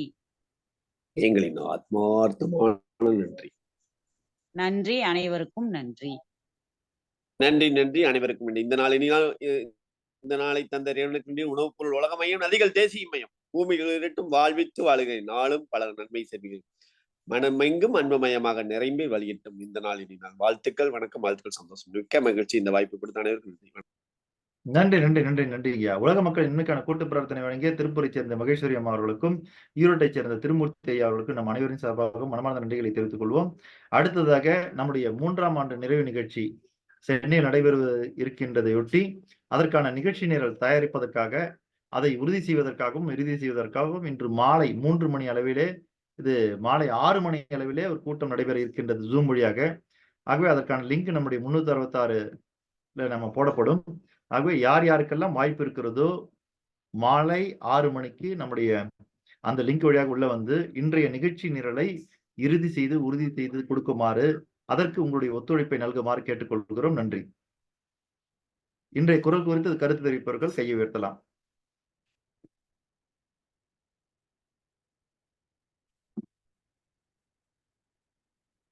ஹலோ அருணகிரி ஐயா, வாருங்கள். Sir Aranpudur sir, Aranpudur. Aranpudur madam தான் லைன்ல இருக்காங்களா? ஓகே. ஒருவேளை இன்னைக்கு நீங்க 2-3 லைன்ல மாத்தி மாத்தி வந்ததுனால அம்மா வரலன்னு நினைச்சிட்டேன் நானு. இன்றைய குரல் குறித்து கருத்து தெரிவிப்பதற்காக ஈரோடு ஆரன்புதூரை சேர்ந்த வெற்றி திலகம்மா. வணக்கம். இன்றைய காலை பொழுதில் வள்ளுவம் செல்வ சிந்தனையில் நாம் பதிவிடும் குரல் அரும்பெயர் ஆயும் அறிவினார் சொன்னார் பெரும்பெயர் இல்லாத சொல். நாம் எதை சொல்ல வேண்டும்? அரும்பிய சொற்களை நாம் பார்ப்பவைகளை அனைத்தும் பற்றும், ஆனால் நாம் காதுகளை சென்றடையும் சொற்களானது செல்வம் என்பது ஞானத்தை கொடுக்கிறது. செல்வத்தின் தலையாய செல்வமாய் கருதப்படுகிறது. பண்பாளரும் நற்பண்பு கொண்ட பண்பாளர் பேசும் சொற்களானது பிறருக்கு மேம்பாடு அடையக்கூடிய, மனதில் பதியக்கூடிய சொற்களை மட்டுமே பேசுவர். பயனற்றதும் பண்பற்ற சொற்களை நாம் பகிர்ந்தால் மகிழ்ச்சி குலைந்து நன்மை மாய்விடும். கொல்லும் சொல்லை பேசுவோரை உலகம் இகழ்ந்துரைக்கும். சீருடை போட்ட குழந்தைகளை நாம் வரிசையாக நிற்பதை பார்த்தால் நம் கண்களை கவரும். அதை போல் சீரான வார்த்தைகள் பேசுவோரை கேட்பதற்கென்றே ஒரு கூட்டம் இருக்கும். அது நம் செல்வ சிந்தனையை போல். மருளில்லா மாசற்ற அறிவுடையோர் அருளை பெறவே அரும்பாடுபடுவர். அரும்பயன் ஆராய்ந்து அறியக்கூடிய ஆற்றல் படைத்தவர் பெரும் பயன் விளைவிக்காத சொற்களை பயன்படுத்த மாட்டார். செல்வந்தராகிய நாம் நன்னிடத்தை உடையவராய், நல்வார்த்தை பேசுவராய், நற்செயல் செய்பவராய் வாழ்தல் வேண்டும் என்று கூறி வாய்ப்புக்கு நன்றி கூறி விடைபெறுகிறேன். நன்றி, வணக்கம் ஐயா. நன்றி நன்றி நன்றிங்கம்மா, மிக்க நன்றி. அடுத்ததாக சென்னை சேர்ந்த வி அருணகிரி அவர்கள். வள்ளுவம் காட்டும் செல்வ சிந்தனையில் இணைந்திருக்கும் செல்வந்தர்கள் அனைவருக்கும் இனிய காலை செல்வ வணக்கம். செல்வ சிந்தனையில் இன்றைய குரல் 198. அரும்பயன் ஆயும் அறிவினார் சொல்லார் பெரும் பயன் இல்லாத சொல். அதிகாரம் 20 பயனிலா சொல்லாமை. இயல் 2 இல்லறவியல். பால் 1 அறத்துப்பால். 1931 செப்டம்பர் மாதத்தில் காந்தியடிகள் கப்பலில் லண்டன் பயணித்தார். 2வது வட்டமேஜையில் கலந்து கொள்வதற்காக அவர் பயணித்த போது எப்போதும் போல் எளிமையான உடையில் இருந்தார். அந்த கப்பலில் இருந்த ஆங்கில அதிகாரி அவர்கள் அவரை கிண்டல் செய்யும் வண்ணம் ஆங்கிலத்தில் கவிதைகள் எழுதி காந்தியடிகளிடம் தர, அதை அவர் படித்துவிட்டு அதில் இருந்த குண்டூசிகளை எடுத்து வைத்துக் கொண்டு அந்த காகிதத்தை டஸ்ட்பினில் போட்டுவிட்டார். மறுநாள் வந்த ஆங்கில அதிகாரி என் கவிதைகளை படித்தீர்களா என்று அவரை மிகவும் கிண்டல் செய்து எழுதியிருந்த கவிதைகளை பஞ்சமாக கேட்டார். ஆம், நான் நன்றாக படித்தேன், அதில் பயனுள்ளதை சேகரித்து வைத்துக் கொண்டு அப்படி என்று அந்த குண்டூசியை எடுத்து காட்டினார். அவர் வெக்கி தலைகுனிந்தார். செல்வந்தர்களாக துடிக்க நாம் பயனுள்ள சொல்லையே சொல்ல வேண்டும். அதுவே நமக்கு செல்வந்த தன்மையை சேர்க்கும். பயனில்லா சொல்லை சொன்னால் அது இகழ்ச்சி, பயனுள்ள சொல்லே மகிழ்ச்சி. ஆக இன்றைய டேக்-ஹோம் மெசேஜாக எந்த சொல் பயனுள்ள சொல் தருமோ அதையே நாம் சொல்ல வேண்டும், பேச வேண்டும், பயன்படுத்த வேண்டும் என்று கூறிக்கொண்டு வாய்ப்புக்கு நன்றி பாராட்டி விடைபெறுகிறேன். நன்றி, வணக்கம். நன்றி நன்றி நன்றி நன்றி ஐயா, மிக்க நன்றி. அடுத்தாக தஞ்சாவூரிலிருந்து யோகானந்தம் ஐயா அவர்கள். அனைவருக்கும் காலை இனிய உற்சாக வணக்கம். கோடு போட்டா ரோடு போடுவோம்னு நம்ம வாய் வழியாக எல்லாரும் சொல்லுவோம், கேள்விப்பட்டிருக்கோம். ஆனா வள்ளுவன் குரலுக்கே கோடு போட்டு அதுல ரோடு போட்டு எங்களை எல்லாம் ஒரு உற்சாக சிந்தனைக்கும் உற்சாக எண்ணங்களுக்கும் அழைத்து செல்லும் ஐயன் அசோக்குமார் ஐயா அவர்களுக்கு எங்களுடைய அன்பு மாலையை காணிக்கையாக்குகிறோம். ஏன்னா இந்த குரல் அவ்வளவு ஆள் மனதுல போய் எல்லாத்தையும் டச் பண்ணிச்சு. அதாவது ஒரு டெலகிராம் வச்சு சொன்னாங்க, அடுத்து இந்த செல்போனை வச்சு இன்னைக்கு பல பேருடைய துன்பங்களுக்கு காரணமே இன்னைக்கு இந்த செல் உரையாடல்கள்ல தான் இன்னைக்கு தெரிகிறது. முதல்ல செல்போன் வரும்போது பார்த்தீங்கன்னாக்க நம்ம பேசுறவங்களும் காசு கொடுக்கணும், கேட்கறவங்களும் காசு கொடுக்கணும். அந்த மாதிரி இருக்கும்போது அந்த டெலகிராம் மாதிரி அந்த சொல்லை நம்ம பயன்படுத்திட்டு இருந்தோம். இப்ப அன்லிமிட்டட் ஆனதுக்கு அப்புறம் நம்ம அந்த எதை பேசணும் எதை பேசக்கூடாதுன்னு தெரியாம பேசிட்டு இருக்கோம். அது போல தீப்பெட்டியை வச்சு ஒரு சொல்லின் வலிமை எப்படி இருக்க வேண்டும் நமக்கு அப்படிங்கிறது ஒரு தீப்பெட்டியை வச்சு ஐயா அழகா விளக்குறையில் கொடுத்துருந்தாங்க. சொல்லில் கவனம், சொல்லில் பொருள் இருக்கணும் அப்படிங்கிறது, இதெல்லாம் வந்து இன்னைக்கு ஒரு ஆள் மனதுல எங்களுக்கு நல்லா பதிவாகிருக்குது. அது போல நம்மளுடைய அருணகிரி ஐயா சொன்னது போல நம்ம என்ன சொல்லுகிறோம் என்ன பேசுகிறோம் அந்த பேச்சில் நமக்கு பொருள் இருக்க வேண்டும்ங்கிறது மாதிரி நம்ம அதை எடுத்துக்கிட்டு அனுதினமும் நம்ம கவனமாக நம்ம செயல்படுத்தினோம்னாக்க நம்ம அனைவரும் இந்த செல்வந்தராக இருப்பதற்கு பயனுள்ளவர்களாக இருப்போம் என்று கூறி வாய்ப்புக்கு நன்றி அளித்தமைக்கு நன்றி கூறி விடைபெறுகிறேன். நன்றி, வணக்கம். நன்றி நன்றி நன்றியா, மிக்க நன்றி. அடுத்த கருத்தாளர் யார்?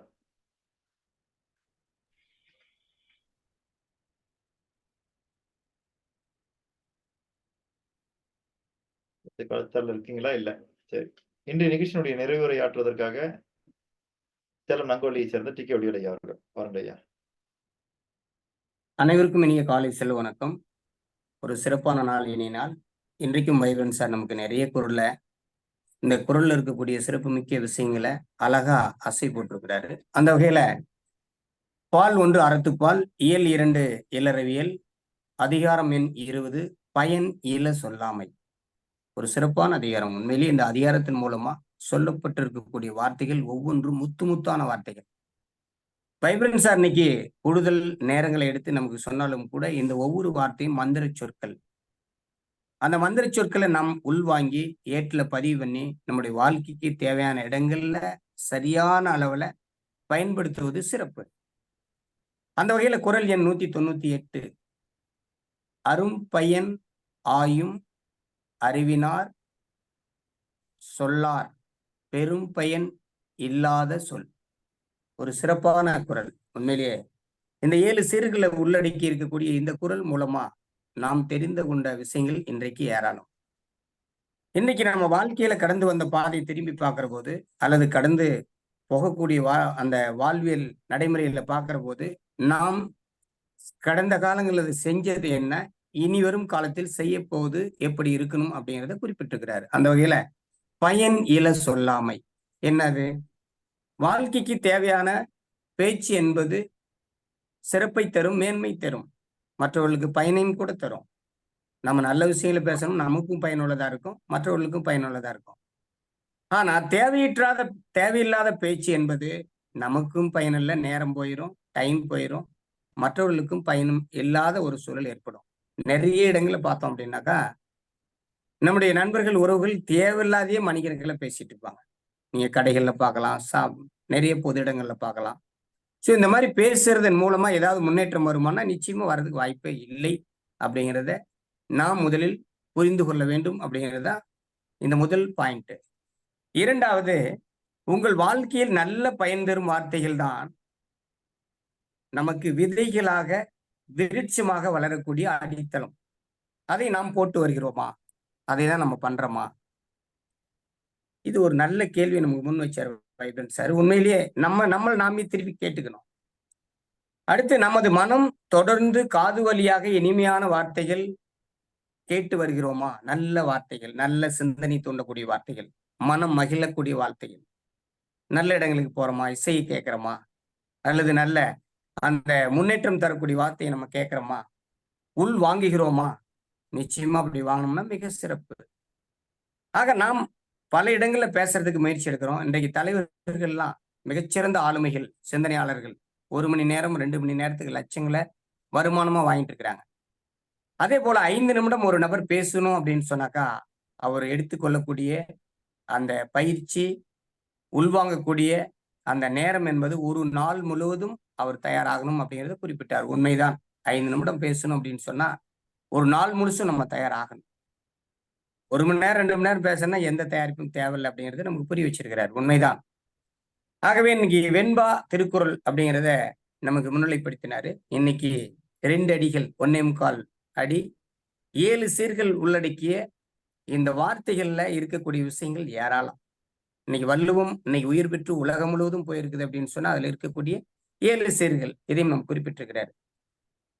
அதே போல பொருள் பொருள் பெரிதாக இருக்க வேண்டும். அதில் இருக்கும் விஷயம், அதில் இருக்கக்கூடிய கரு எப்படி இருக்கணும் அப்படின்னாக்கா பயனுள்ள வகையில் இருக்கணும். நம்ம வார்த்தை இன்னைக்கு பயனுள்ள வகையில் இருந்தா சிறப்பு.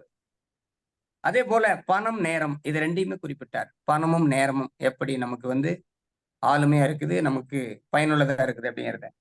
இன்னைக்கு 1440 நிமிடங்கள் 86,400 வினாடிகள் எந்த அளவுக்கு நம்ம பயன்படுத்துறோம், அதை எப்படி நம்ம கொண்டுட்டு போறோம், இதை பொறுத்து தான் நம்மளுடைய வாழ்க்கையில் வசந்தமும் உயர்வும் செல்வந்த நிலையும் மாற்றத்தை நோக்கி நகரும் அப்படிங்கிறத புரிய வச்சிருக்கிறாரு. அதே போல நாம் சொல்லும் சொல்லுக்கும் சொல்லாத சொல்லுக்கும் என்ன மதிப்பு அப்படிங்கிறத நம்மகிட்டயே கேள்வி விட்டுட்டார்.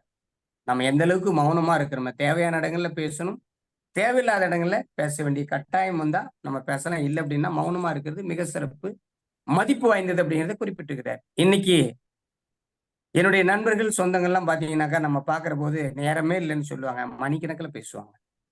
இந்த மாதிரி நிறைய நம்ம பாக்குறோம். ஆகவே நாம் பேசுவது எப்படி இருக்க வேண்டும், தீக்குச்சியை மையமா வச்சு நமக்கு ஒரு விஷயத்தை குறிப்பிட்டிருக்கிறார். தீக்குச்சி முதல்ல நம்ம எடுக்கிறோம், அடுத்து எடுக்கிறோம், பாதி வந்த உடனே பாத்தீங்கன்னா எச்சரிக்கையா நம்ம கையாளுவோம். அதே போலத்தான் நாம் கவனமாக கையாண்டால் மிக சிறப்பு ஒவ்வொரு வார்த்தையும். ஆக செல்வந்தர் என்பவன் எப்படி இருக்க வேண்டும், அடுத்து ஒரு மகிழ்ச்சி அடையும் மன நிறைவை தரும் வார்த்தைகளை பேசுவதுதான் சிறப்புக்குரியது. வேறு தேவையில்லாத வார்த்தைகளை பேச வேண்டிய கட்டாயம் இல்லை. ஆக அந்த வகையில் இருக்கும்போது நாம் இப்பொழுது என்ன செய்து கொண்டு இருக்கிறோம், எப்படி நம்முடைய பேச்சு செயல் எப்படி எல்லாம் இருக்கு அப்படிங்கிறத புரிமுகையில் நம்மகிட்ட ஒரு கேள்வியா வச்சிருக்கிறார். அதற்கடுத்து அறிஞர் அண்ணாவனுடைய பொன்மொழியில் மிக உன்னதமான வார்த்தைகள் கடமை, கண்ணியம், கட்டுப்பாடு. அதுல நிறைய பாடல் வரி கூட வந்திருக்கு. அவருடைய அந்த சிலையினுடைய அந்த அந்த அடிச்சுவடுகளை பார்த்தோம்னா இந்த வார்த்தைகள் நமக்கு பதிக்கப்பட்டிருக்கும். உண்மைதான். ஆகவே வாழ்க்கையில நாம இன்னைக்கு இருக்கக்கூடிய நிலை எப்படி இருந்தாலும் இது எல்லாமே நமக்கு கடந்து போகும் அப்படின்னு சொல்லிருக்கிறார். வறுமையா இருந்தாலும் சரி, நெருக்கடியா இருந்தாலும் சரி, அல்லது வேற மகிழ்ச்சி, நம்ம எப்படி ஆடல் பாடல் ஆரவாரம் எது இருந்தாலும் இது எல்லாமே கடந்து போகும். அடுத்து புதிய திருப்பங்கள் வந்துகிட்டே இருக்கிறது தான் வாழ்க்கை. அந்த வகையில கலைஞர் கூட குறிப்பிட்டார், ஒரு வார்த்தை பேச மாட்டாரா, அந்த ஒரு வார்த்தைக்காக ஏங்குறோம் அப்படின்னு நிறைய காலங்கள் இருந்தது உண்டு. ஆகவே பேசும் வார்த்தை மதிப்புள்ளதாகவும் அந்த வார்த்தை உற்சாகத்தையும் நம்பிக்கையும் தரும் வகையில் இருந்ததாகவும் நாம் புத்தகங்களை படிச்சிருக்கிறோம், மற்ற விஷயங்களை நம்ம கேட்டிருக்கிறோம். வைப்ரன்ஸ் சார் இன்னைக்கு நமக்கு சொல்லியிருக்கிறாரு. அந்த வகையில பார்க்கும்போது வளம் தரும் வார்த்தைகள், மனம் மகிழும் வார்த்தைகள் நாம் பேசுவது மிக சிறப்பு வாய்ந்தது. ஆக வார்த்தை என்பது மந்திரமாக மாற வேண்டும். ஒவ்வொரு வார்த்தையும் மந்திர சொல் மாதிரி இருக்கணும். ஒரு வார்த்தை பேசினாரு மந்திரமா இருக்குது அப்படின்னு சொல்லி நம்ம கேள்விப்பட்டுக்கிறோம். அந்த வகையில தாயின் சிறந்த கோயிலும் இல்லை, தந்தை சொல்மிக்க மந்திரம் இல்லை அப்படின்னு ஒரு பாயிண்டையும் சொன்னார். உண்மைதான். தாயும் தந்தையும் மிகச்சிறந்த ஒரு ஆளுமைகள், வழிகாட்டிகள் அப்படிங்கிறத குறிப்பிட்டாரு. ஆனால் இன்றைக்கு நம்முடைய செயல் எப்படி இருக்குது, செல்போனையும் லேப்டாப்பையும் அங்க இருக்கக்கூடிய செயலியும் நாம இன்னைக்கு கட்டி அழும் சூழல் இன்னைக்கு மாறிட்டு இருக்கு, வந்துட்டு இருக்கு. இன்னைக்கு குழந்தைகள் எப்படி இருக்கிறாங்க அப்படிங்கிறதை குறிப்பிட்டார். ஆகவே நம்முடைய வார்த்தைகள் மதிப்பு மிக்க கருணை, இரக்கம் மற்ற அனைத்தையும் தரும் வகையில் நம்முடைய வார்த்தை இருந்தால் மிக சிறப்பு. ஆகவே நாம் சொல்லக்கூடிய வார்த்தைகளுக்கு எப்படி இருக்கணும், அந்த வார்த்தைக்கு மதிப்பு எப்படி இருக்க வேண்டும் அப்படின்னா செல்வாக்கு சொல்வாக்கு என்ற பொருளை உள்ளடக்கியதாக இருக்க வேண்டும். இதுதான் செல்வந்தனுக்குரிய சிறப்பு. ஆகவே இன்றைய குரல் மூலமா ஏராளமான புதிய சிந்தனையை ஊட்டக்கூடிய, நம்பிக்கை ஊட்டக்கூடிய செறிவுமிக்க வார்த்தைகளை நாம் எப்படி பேச வேண்டும் அப்படிங்கிறத நம்ம வைப்ரன்ஸ் சார் நம்ம குறிப்பிட்டிருக்கிறார்.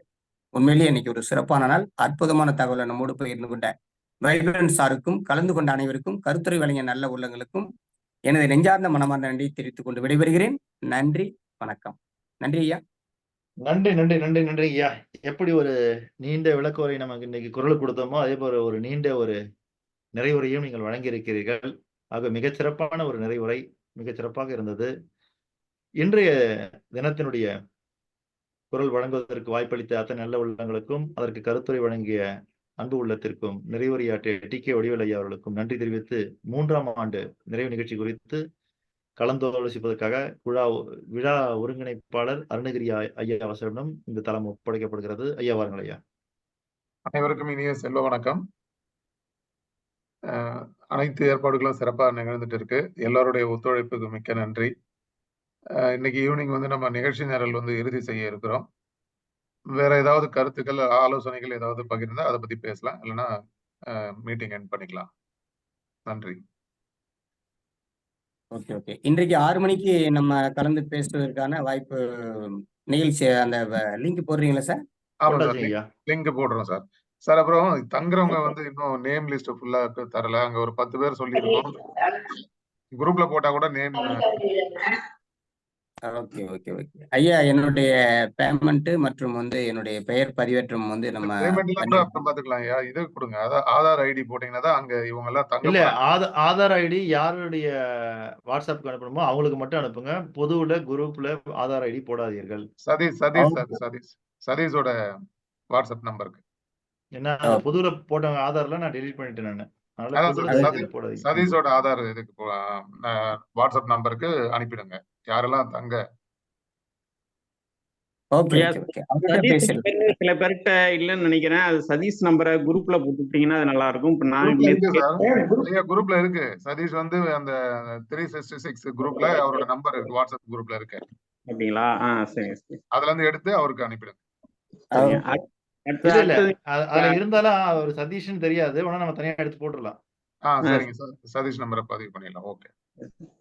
அடுத்தது அப்ப நம்ம இடத்துக்கு வரணும்னாக்கா, அங்க நிகழ்ச்சி நடக்கிற இடத்துக்கு வரணும்னாக்கா எப்படிங்க வரணும்? நேரா எக்மோர் வரணும்னு எக்மோர் வந்துருங்க. ஒரு ஆட்டோக்காரர்கிட்ட பேசிட்டு இருக்கேன். அந்த ஆட்டோவோட நம்பரை குரூப்ல பகிர்ந்துட்டோம்னா யாரும் வந்து கான்டாக்ட் பண்ணாலும் அவர் பிக்கப் பண்ணி டிராப் பண்ற மாதிரி ஏற்பாடு பண்றாங்க. வெரி குட்யா, வெரி குட்யா, வெரி குட்யா. புதுசா வரவங்க நேற்று செல்வடிவல் பாஸ்கர் ஐயா எனக்கு இடம் எல்லாம் தெரியாது, நீங்க கூட்டு போனதா அப்படின்னாரு. நான் நங்கநல்லூர்ல இருக்கேன், சதீஷும் நங்கநல்லூர்ல இருக்காரு. அதனால ஒரு ஆட்டோக்கார கிட்ட பேசிட்டு இருக்கேன். இன்னைக்கு இறுதி பண்ணிட்டு அவரோட நம்பரை எல்லாருக்கும் குரூப்ல அனுப்பிடுறேன். யார் வந்தாலும் அவர் கான்டாக்ட் பண்ண அவர் வந்து எக்மோர்ல இருந்து பிக்கப் பண்ணுவாரு. மத்த இடங்கள்ல இல்ல, எக்மோர் டு நம்ம நிகழ்ச்சி நடக்கிற இடத்துக்கு. வேற ஏதாவது வந்து புத்தகத்தினுடைய தயாரிப்பு எந்த அளவுக்கு இருக்கு சார்? இப்ப வந்து குணாளன் சார் தான் அதுக்கு ஏற்பாடு பண்றாரு. அது எந்த அளவுக்கு முன்னேற்றம் நோக்கி போயிட்டு இருக்கு சார்? சார் நீங்க லாஸ்ட் மீட்டிங் கொஞ்சம் அட்டெண்ட் பண்ணல. அதுதான். ஆமா ஆமா கொஞ்சம் முடியும். அசோக் குமார் சார் வந்து கொஞ்சம் ப்ராப்பரா பண்ணணும், இந்த அர்ஜென்ட்ல வேண்டாம், அதுக்குன்னு தனியா ஒரு ப்ரோக்ராம் பண்ணிக்கலாம்னு சொல்லிட்டாருங்கய்யா. ஸோ அதனால வந்து அது புது செல்வ சிந்தனை பாகம் 2 வந்து அடுத்த நிகழ்ச்சியில் தான் நம்ம அதை ஏற்பாடு பண்றோம். இந்த நிகழ்ச்சியில அது நம்ம ஏற்பாடு பண்ணல. அதாவது நம்ம செல்வ சிந்தனை பாகம் 1 இருக்கு பாத்தீங்களா, அந்த பாகம் 1லயே வந்து கிட்டத்தட்ட 700 புஸ்தகம் நம்ம கிட்ட ஸ்டாக் ஆயிருக்கு. அதை முயற்சி பண்ணி அதை கம்ப்ளீட் பண்றத டார்கெட்டா வச்சு இந்த வாட்டி முடிச்சுக்கலாம். அந்த புக்கு அவள் இருக்கும்போது நம்ம இந்த புக்கு இப்ப நம்ம ரிலீஸ் பண்ண வேண்டாம் அப்படிங்கிற மாதிரி ஒரு கருத்துல அது நிறுத்திருக்கோம் ஐயா. Okay okay okay okay. நன்றி நன்றி நன்றி. சரி சார், அப்ப மற்ற விஷயங்கள நம்ம மாலை கூட்டத்துல விரிவா பேசுவதற்கான வாய்ப்பு பண்ணிடலாமா சார்? மாலை 6 மணிக்கு பேசிக்கிறாங்க ஐயா. நன்றி நன்றி ஐயா. மீண்டும் நாளை காலை 6:30 மணிக்கு சந்திப்போம் என்று கூறிக்கொண்டு விடைபெறுகிறேன். நன்றி வணக்கம். நன்றி நன்றி நன்றி வணக்கம்.